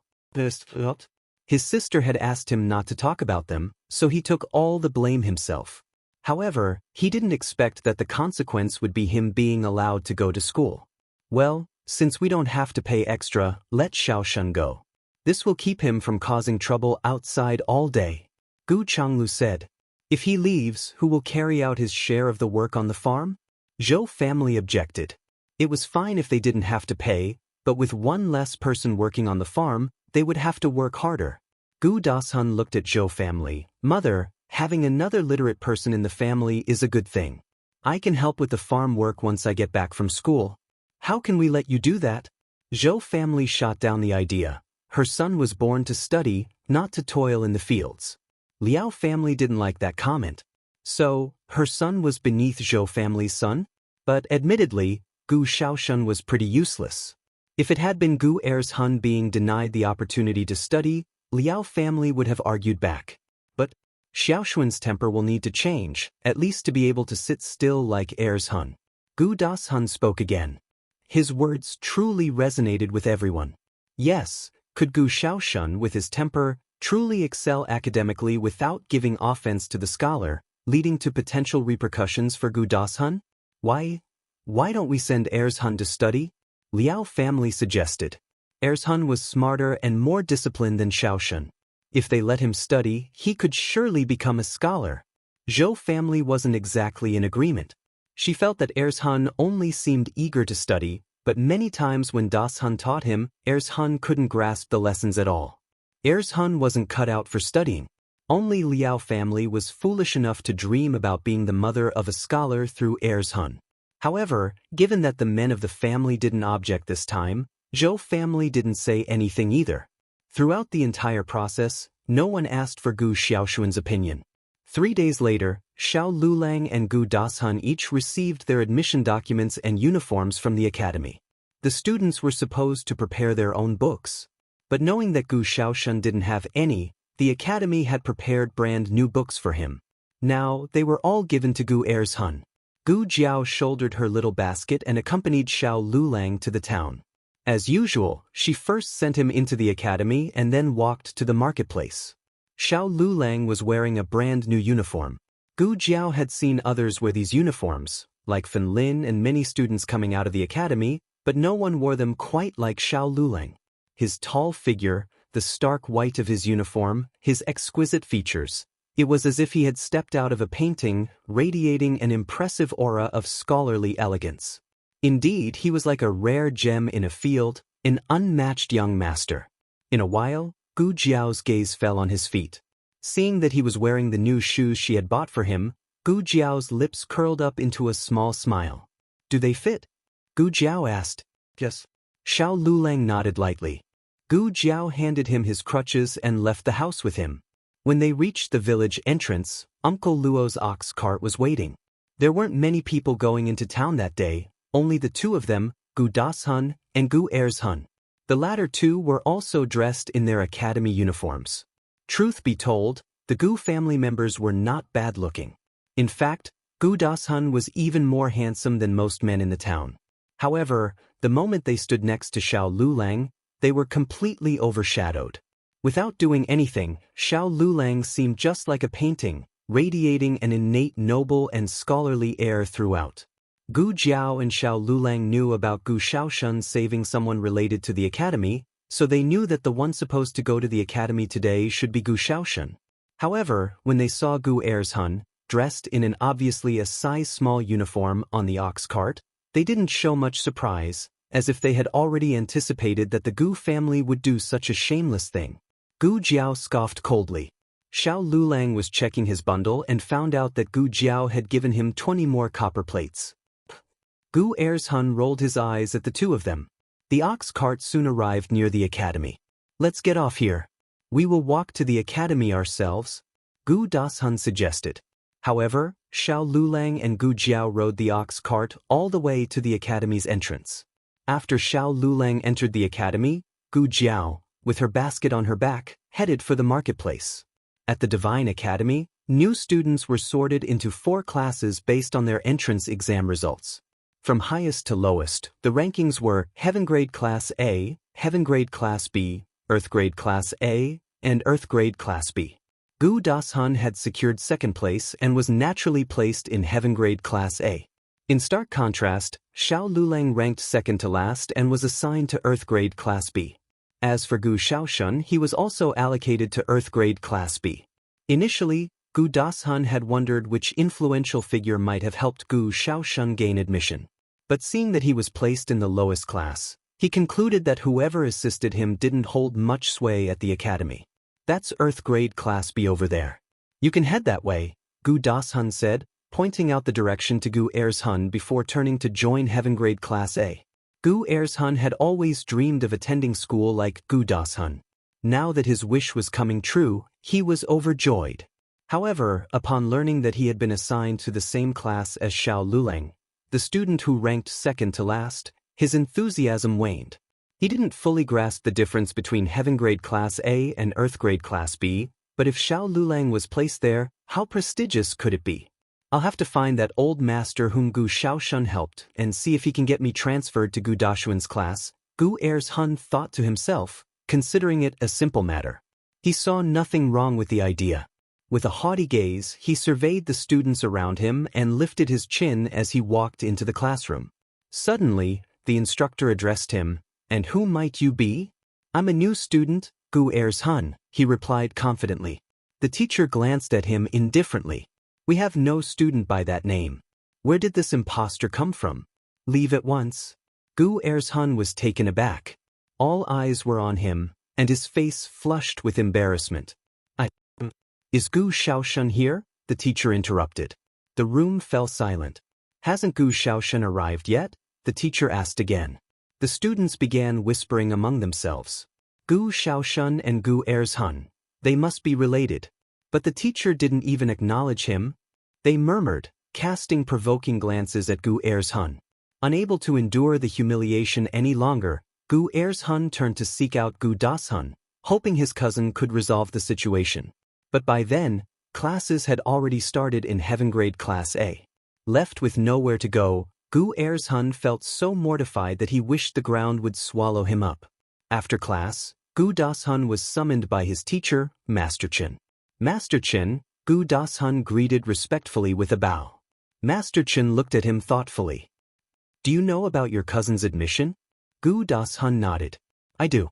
A steward from the academy personally delivered his admission letter to our village. May I ask if something has happened? Master Chen frowned slightly. The one admitted was Gu Shaoshun, but the student who showed up is Gu Ershun. Do you have any knowledge of this? Sensing that something was amiss, Gu Dashun's eyes flickered. He lowered his gaze and replied, I'm not sure. I left for the academy earlier. They're both my cousins from my second uncle's family. I see. You may return to your class, Master Chen said. Master, about my cousin? Gu Dashun began, feigning concern. Master Chen waved dismissively. It's a matter concerning your second uncle's family and doesn't involve you. Focus on your studies. You've performed well. The dean speaks highly of you. Gu Dashun returned to his class, casting a glance down the corridor. Gu Ershun is timid, he won't dare say anything, he thought. Meanwhile, after visiting the market, Gu Jiao went straight to the spot where she had previously set up her stall. The vendors seemed to have anticipated her arrival, saving a place for her to sell her mountain goods.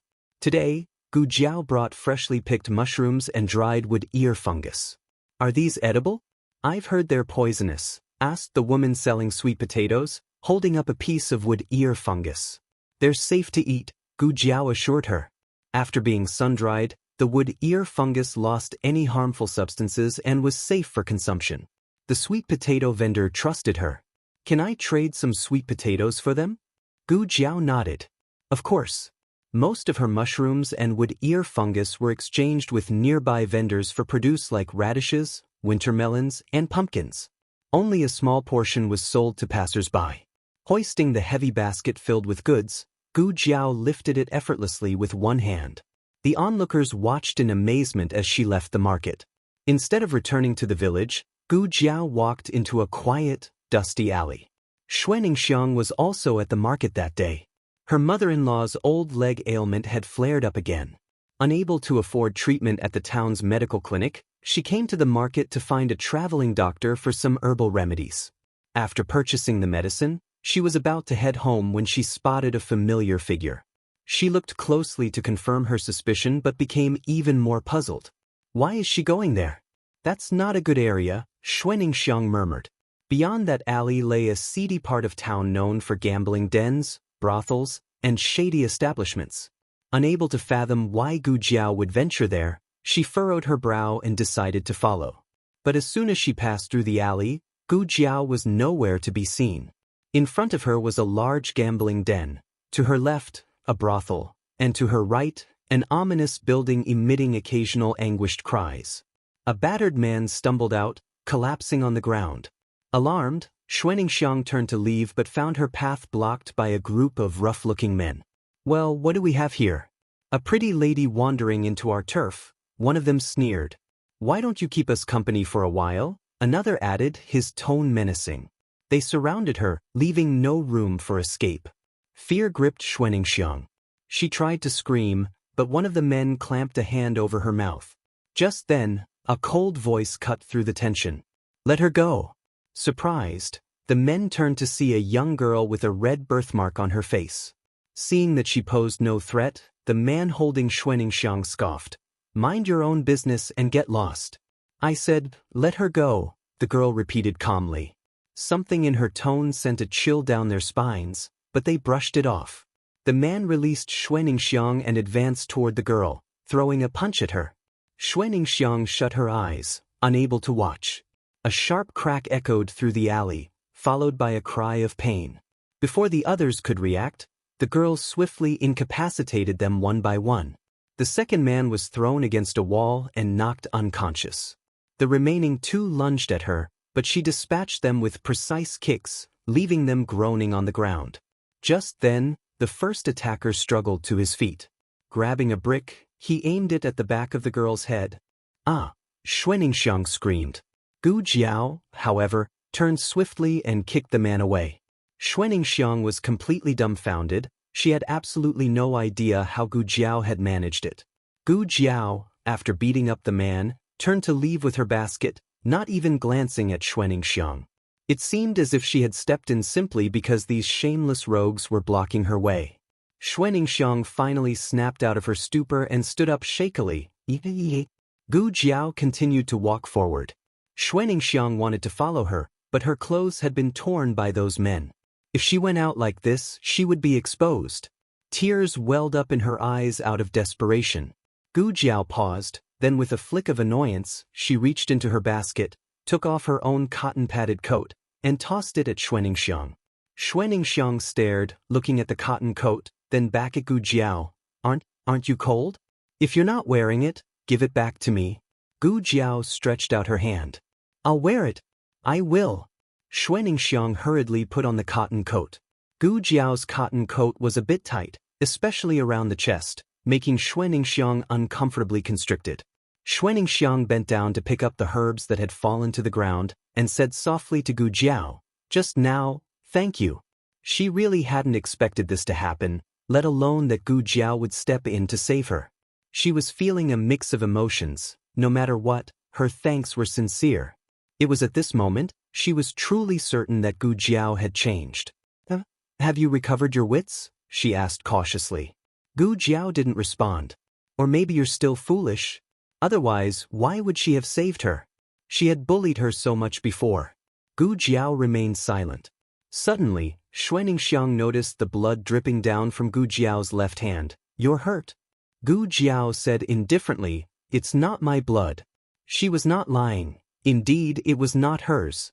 However, something must have crossed her mind, for she wiped the blood off with a handkerchief. Xuaningxiang looked back at the 4 ruffians lying on the ground, thinking to herself, they didn't seem to be bleeding, so where did the blood on her hand come from? What had she done? Both of them left the alley. Gu Jiao glanced at the sky. Suddenly, Xuaningxiang caught her sleeve and looked pitifully at her. Can I go back to the village with you?" Gu Jiao's brows furrowed slightly. She was not going back to the village. Xuaningxiang felt it would be reasonable if Gu Jiao refused. After all, they didn't get along. It was already magnanimous of her to have helped her due to their same village bond. There was really no need to bring her back to the village. Xuaningxiang silently withdrew her hand. Gu Jiao calmly stated, "I'm going to the academy first." Xuaningxiang's eyes brightened and she looked up. "Can I come with you?" Gu Jiao didn't respond. She turned and headed toward the eastern side of town.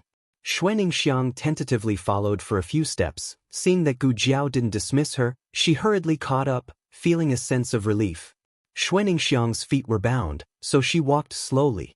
Gu Jiao, despite her impatience, slowed down to accommodate Xuaningxiang's pace. When they arrived at the academy, classes had just ended. Xiao Lulang walked out with his satchel and caught sight of Gu Jiao at the entrance of the alley. He paused for a moment. He walked over with his usual expression, "Were you around here today too?" Gu Jiao replied vaguely. Xuaningxiang was shocked. It was at least 7 or 8 miles from the marketplace to here. Was that still considered nearby? Only then did Xiao Lulang notice Xuaningxiang standing next to Gu Jiao. A trace of surprise flashed in Xiao Liulang's eyes. He couldn't think of any reason why these two would be together, especially since Xuaningxiang was still wearing Gu Jiao's clothes. Uncle Luo's ox cart was already waiting in the alley. They had made arrangements in the morning for him to pick them up at the rooster hour. The 3 of them got on the ox cart, with Gu Jiao sitting in the middle. Xuaningxiang once had a good impression of Xiao Lulang, but after that terrifying incident just now, she was somewhat wary of men and did not even greet Xiao Lulang. Xiao Lulang did not care about Xuaningxiang's attitude towards him. He just found it a bit strange, but he did not ask. Gu Jiao gave her cotton-padded jacket to Xuaningxiang, leaving herself with only a thin coat. She didn't feel it while they were traveling, but the moment they sat down, she began to feel cold. Xiao Lulang looked down at his own robe, visibly hesitating. If he gave it to her, it might imply a closeness that didn't exist between them. Yet, if he didn't, she might end up freezing. As he was pondering, he saw Xuaningxiang weakly lean towards Gu Jiao, using her own body to warm Gu Jiao. Xiao Lulang. After the ox cart passed through the alley, they caught sight of Gu Dashun waiting there. Gu Ershun was already sent back home, so Gu Dashun was the only one left waiting for the ox cart. Gu Dashun didn't pay attention to Xuaningxiang on the cart. He just looked at the emotionless Gu Jiao and Xiao Lulang, and it occurred to him that they had been just as calm in the morning. He suddenly felt like they had already expected this outcome from the very beginning. But they said nothing, simply watching as Gu Er's Hun was driven out. This even put him in the precarious position where his teacher almost suspected him. Whose idea was it anyway? Xiao Liulang's? Or this innocent child's? A gentle breeze blew past. Gu Jiao brushed away the hair blocking her face, revealing the birthmark without any concern. This was a side to Gu Jiao that Gu Dashun had never seen before. No, he had seen it once before, on the day of the examination. When she pulled him down from the ox cart, she had been just as carefree. But he had been too angry at the time to pay attention. What had happened to this naive girl? Suddenly behaving differently, suddenly refraining herself from eating with the Gu family, and suddenly getting along well with Xiao Lulang. Are you thirsty? Xuening Xiang unfastened the water pouch from her waist and handed it to Gu Jiao. Even Xuening Xiang, the widow who had always clashed with her, had become her friend? Gu Dashun's eyebrows furrowed deeply. As the ox cart arrived at the village, Gu Dashun jumped down from the cart immediately. Gu Jiao didn't bother to compete with him and only smiled at him lightly from the cart. Remember to send Xiao Shun to school tomorrow. Gu Dashun clenched his fists. Upon returning home, Gu Jiao found it exceptionally cold that day. Her hands and feet were chilled. By the night, she got her period. Among individuals with poor nutrition in rural areas, their periods tended to start late. At the age of 14, she was experiencing her first period. She didn't know if it was because she had fallen into cold water recently, leaving her body susceptible to cold, or because she had caught a chill today, but her stomach hurt terribly. She had been in the organization for many years and was accustomed to various kinds of pain, but she couldn't tolerate this pain that came with her period. Xuening Xiang came over to return Gu Jiao's clothes. As soon as she entered the house, she noticed Gu Jiao sitting on the chair, her face pale, and asked immediately, "What's wrong?" "Nothing," Gu Jiao answered casually. A woman who could knock out 4 men with a single punch during the day was now so weak that she could barely stand up. Could there really be nothing wrong? Spotting the hand Gu Jiao had placed on her stomach, Xuening Xiang exclaimed, "You got your period?" Gu Jiao was too drained to respond to her. Xiao Lulang heard the commotion in the next room and walked over, asking, "What happened?" Gu Jiao remained silent, but Xuening Xiang spoke up, "She got her period and she's in a lot of pain. Do you have any brown sugar at home? Let's make her some sugar water." Xiao Lulang suddenly froze. Xuening Xiang didn't think too much into it. Given that they had been married for half a year, they must have consummated their marriage. So, it shouldn't be something they couldn't talk about. Xiao Lulang left awkwardly. There was no brown sugar at home, and the market was closed so late at night. If they wanted some, he could only borrow it from someone else. Xiao Lulang had never asked to borrow anything from anyone, let alone brown sugar which women would consume when they had their period. He stood under the roof, his cheeks burning. However, after taking a few deep breaths, he still got up and headed to the east of the village. "Auntie Zhang." He knocked on the Zhang family's door. Auntie Zhang opened the door and saw him. She smiled and asked, "Oh Luling, it's so late, what's the matter?" "I came to borrow some brown sugar," Xiao Lulang said, pretending to be calm. In the countryside, brown sugar was a rare commodity and most people would not have it at home. Auntie Zhang's daughter-in-law had just given birth and was in confinement. Xiao Lulang happened to overhear her asking second Uncle Luo to buy brown sugar for her at the market. "Why do you need brown sugar? Is the Gu girl pregnant?" Auntie Zhang asked. Xiao Liulang's face burned again. No. So it's her period. What's wrong? Her first time?" Auntie Zhang was experienced and instantly understood what was going on when she saw his expression. Whoever knew? Liulang's the sort to dote on others too. Auntie Zhang returned to her room and filled a bowl with brown sugar for him. She teased him, "It's a good thing for a woman to have her period. It means that she'll be able to bear children for you soon." Xiao Lulang had no idea how he left. He boiled some brown sugar water and brought it to Gu Jiao's room. Xuening Xiang had already returned home, and Gu Jiao was lying on the bed, a little weak. He looked straight ahead as he entered her room and placed the brown sugar water on the table. "Drink it first. Call me if it's not enough." With that he turned around and left.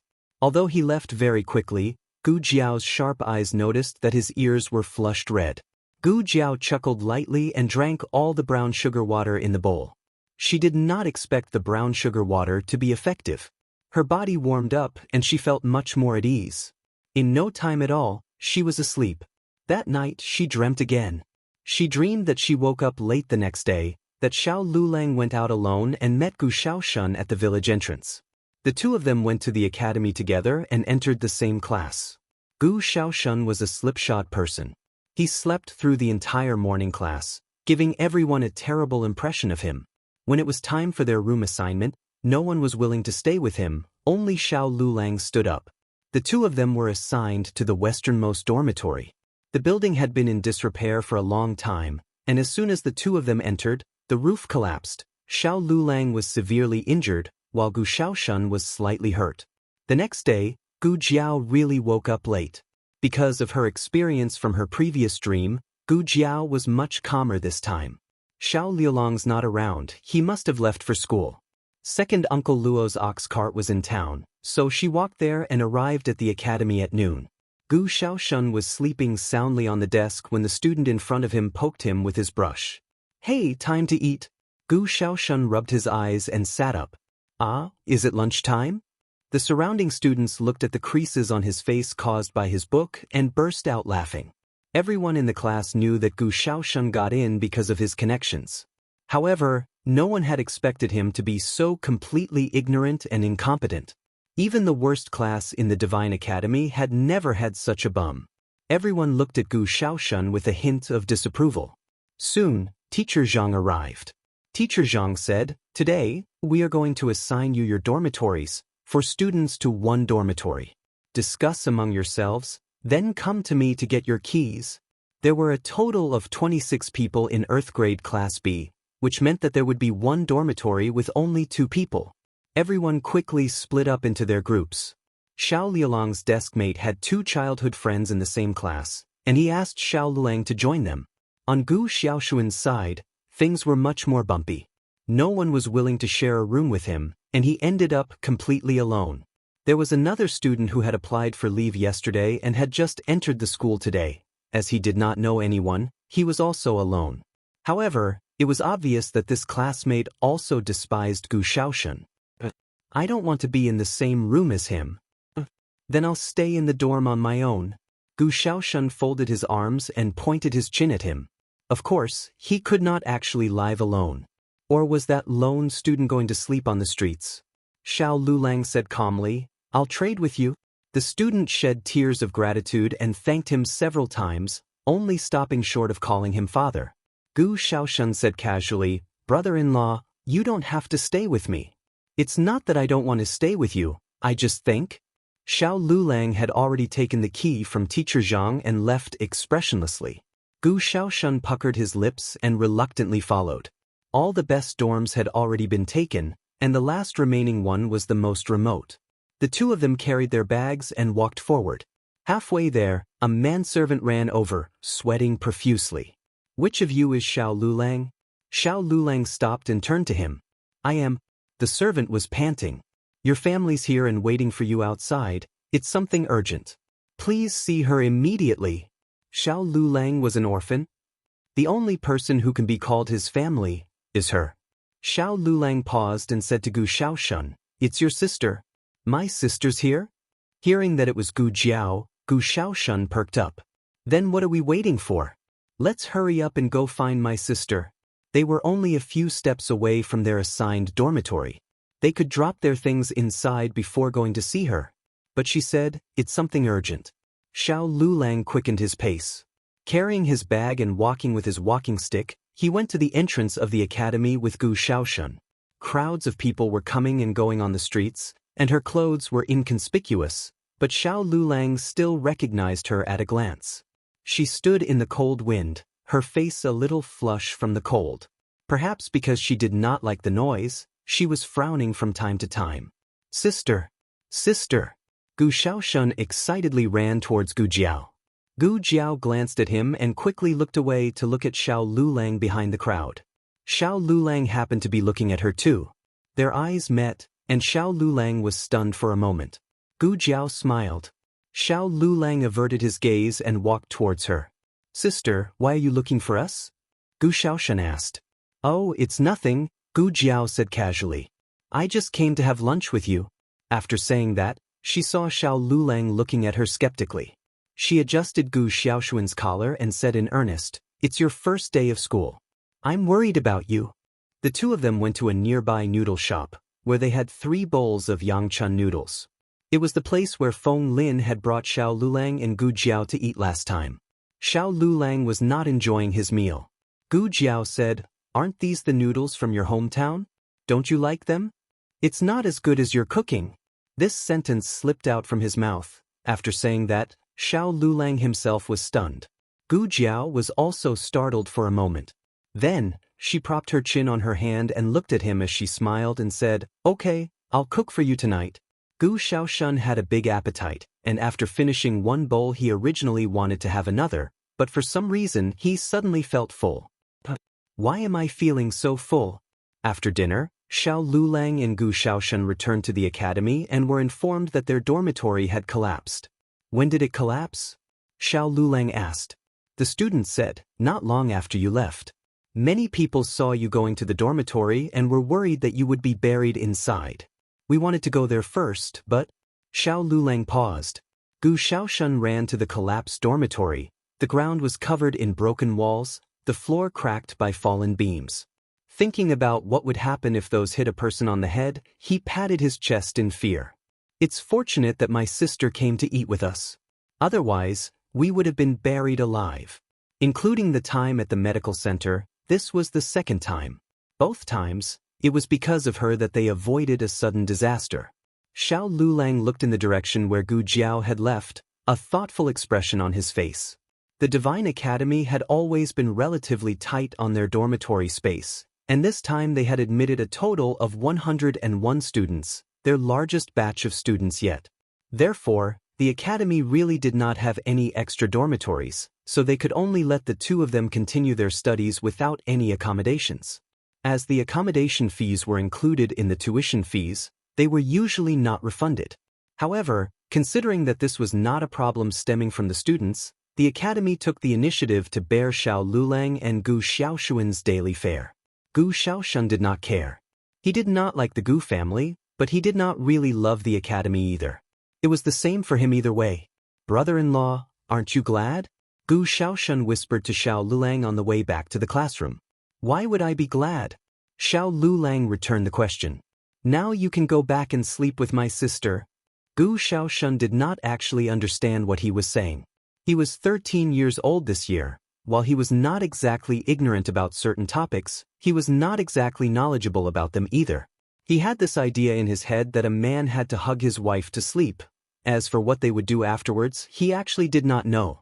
Therefore, he was not embarrassed at all when he said this. Xiao Lulang choked. Don't talk nonsense. Oh, but I'm not spouting nonsense. Now brother-in-law can go back and sleep with sister. The 2 of them entered the classroom. It was mathematics in the afternoon. The examinations only tested candidates on the 8-segmented essay, and mathematics was not included, so the imperial court did not pay much attention to it. This subject was taught only because the dean wanted it to be so, as he hoped to nurture future talents for the nation. As soon as Xiao Lulang sat down, Teacher Zhang called him out. The dean is looking for you. Xiao Lulang went to the impartial hall to find the dean. As soon as he reached the door, he bumped into Gu Dashun coming out from the impartial hall. There was a smug look on Gu Dashun's face that had yet to fade. As soon as he saw Xiao Lulang, he frowned. What are you doing here? Xiao Lulang ignored him and walked past him on his walking stick. Gu Dashun scowled. Is Xiao Lulang also here to look for the dean? On the first day of Gu Dashun's enrollment, Teacher Chen told him that the dean admired him very much, and then secretly hinted to him that the dean had plans to choose a personal disciple from this batch of students and told him to work hard. Of course he had to work hard. He was talented. On top of that, if he also had the guidance of a literary magnate like the dean, he would not have to worry about not being able to pass the imperial examination. He had barely slept the night before as he was writing a piece, and he had brought it to Teacher Chen in the morning. At noon, Teacher Chen showed it to the dean, and thereafter the dean had called him in to ask him a few questions about the piece, and he answered them well. He could see that the dean was very satisfied. He thought that his disciples' matter should be in the bag, but for some reason, Xiao Lulang was also here. Is it because of their dormitory? He had heard that Xiao Lulang and Gu Xiaoshuan's dormitory had collapsed at noon. For him to encounter something so unlucky, it was obvious that fate did not favor him. At this thought, Gu Dashun sneered arrogantly and returned to his classroom. In the impartial hall, the dean pointed at the 8-segmented essay on the desk and asked Xiao Lulang, "Did you write this yourself?" "Yes," Xiao Lulang said. The dean's sharp gaze landed on Xiao Lulang. This young man is only 17 years old, and his face still bears the marks of inexperience, but there's a calm and coolness in his demeanor unbefitting one of his age. He's also crippled, yet he carries himself with more nobility than any healthy student. "Why didn't you answer the first 2 questions?" the dean asked. Everyone knew that he scored bottom place in the examinations. However, what they did not know was that he had handed in 2 blank papers for 3 questions. He should not have been accepted, but this piece was simply too astonishing. The essay from the student named Gu Dashun was not bad either, but only relative to a freshman's standard. Compared to Xiao Liulang's, his certainly paled in comparison. Xiao Lulang did not answer the dean's question. What a stubborn child. The dean sighed in his heart and waved his hand. "All right, go back to class." Xiao Lulang gave a student salutations and turned to leave. An old man in cloth clothes walked out from behind a curtain. "Master." The dean immediately stood up and bowed respectfully. The old man picked up Xiao Liulang's article and shook his head after reading it. "This student of yours bears a lot of hostility." After Gu Jiao bade farewell to Xiao Lulang, she went to the marketplace nearby. The marketplace in the eastern part of town was similar to the market in the west, but it was more high-end and the prices were correspondingly more expensive. However, the western market was closed now, so if she wanted to buy something she could only go to the shops or this marketplace. Gu Jiao bought 5 caddies of white flour, 2 caddies of high-quality pork belly, and 2 caddies of salt. In total, it cost more than 100 copper coins. When she passed by a clothier, she remembered that when she was keeping Xiao Liulang's clothes a few days ago, she noticed some of his garments were torn. She went in and bought a new set of innerwear. Then she asked the boss for some rags. She would patch up those that could still be mended. Although she had never mended her clothes before, she had once sutured a heart. If she treated fabric as she did human skin, it should be easy to sew. After Gu Jiao put all the things she had bought away into the basket on her back, she prepared to return to the village. When she walked out of the shop, she realized that there were suddenly a lot of soldiers on the street. The commoners were whispering at the side. "What happened? I heard that a patient escaped from Leper Mountain, and the soldiers are searching the streets for them." "Oh dear, a leper? Isn't that terrible?" "Indeed. Don't go out too much these few days, lest you accidentally bump into them. Once you contract this illness, there's no curing it. In ancient times, leprosy was an incurable disease. After being infected, one could only be sent to the leprosy colony to await their death." Gu Jiao suddenly remembered something. Xiao Liulang's brothers seemed to have passed away because of leprosy.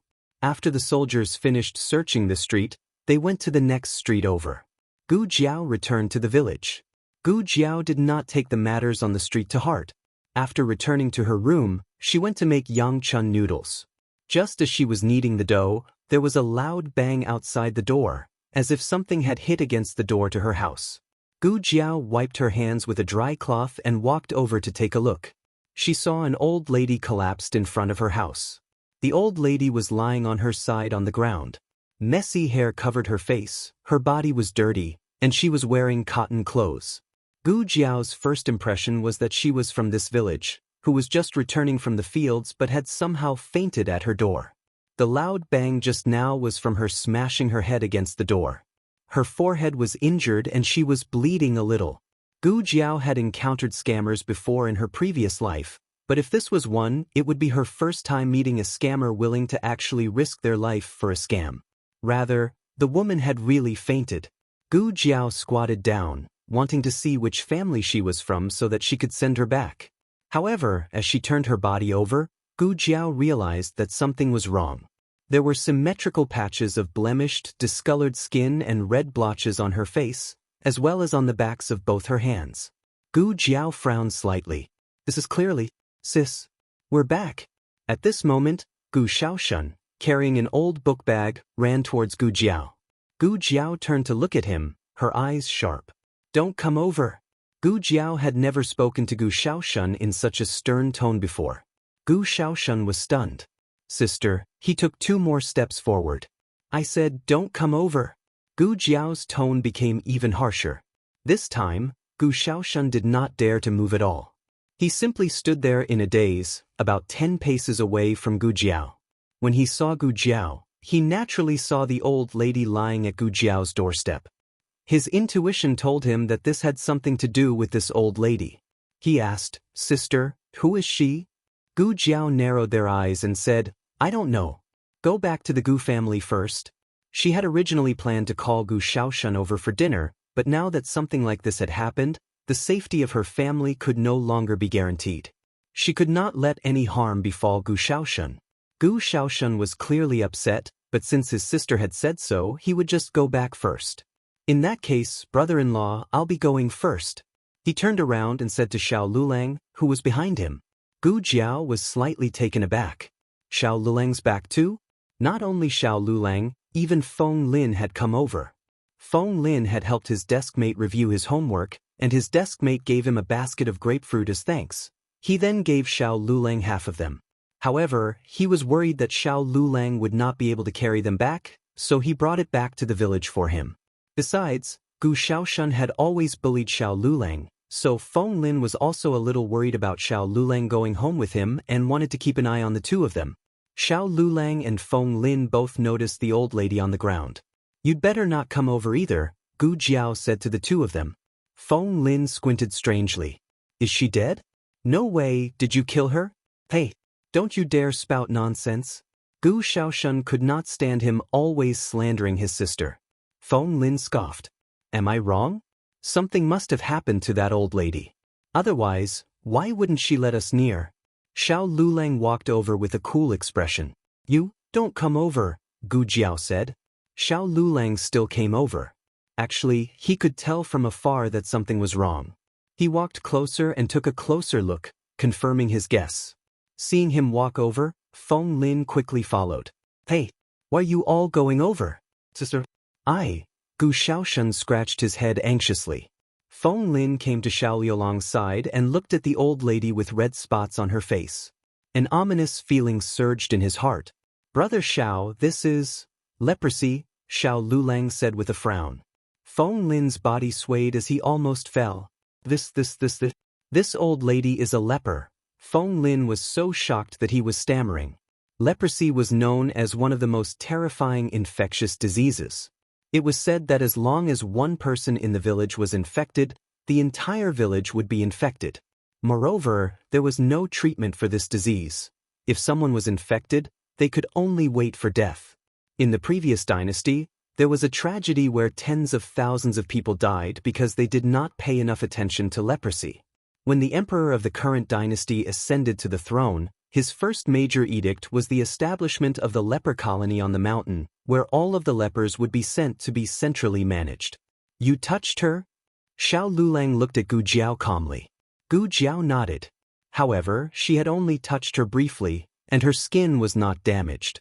The probability of her being infected was not high. But others might not think so. If anyone knew that Gu Jiao had interacted with a leper, they would definitely send her to the leper mountain together with the patient. In a place like Leper Mountain, once you went up, you could forget about coming down again. Feng Lin pulled Xiao Lulang more than 10 steps away and said in shock, You heard her. She touched that leper. You have to send her away immediately. Otherwise, your entire village will be infected. Xiao Lulang scowled slightly. Feng Lin stomped his feet and said, Brother Xiao, why are you still hesitating? Haven't you always wanted to get rid of that evil woman? She touched the leper herself, and there's a high chance that she's also infected. According to imperial law, she has to be sent to Leper Mountain. This is a legitimate opportunity to get rid of her. Feng Lin had thought about it. Xiao Lulang was a scholar, so if he really abandoned his wife it would ruin his reputation. However, this situation now was truly timely, Not only could he protect his reputation, he could also get rid of that evil woman. No one's getting sent to Leper Mountain, Xiao Lulang said calmly. Feng Lin was stunned. Xiao Lulang walked towards Gu Jiao with his walking stick. Bring me a dry cloth. Gu Jiao did not ask further and went to the house to get a clean piece of cloth. Xiao Lulang took the cloth from her and squatted down in front of the old lady. Realizing what he was going to do, Gu Jiao said, I'll do it. No need. Xiao Lulang wrapped the cloth around the old lady's face and covered her mouth and nose. Carry her in. Gu Jiao nodded. Hey, brother Xiao. Feng Lin stopped him. By now, Gu Xiaoshun had the gist of the situation. The old lady was a leper, and his sister did not let him go over as she was afraid he might get infected. But was he, Gu Xiaoshun, such a disloyal person? Gu Xiaoshun ran over to help his sister and brother-in-law carry her into the backyard. Feng Lin was beside himself with anxiety. This is madness. You're all crazy. Then he gritted his teeth and risked being infected, entering the house with them.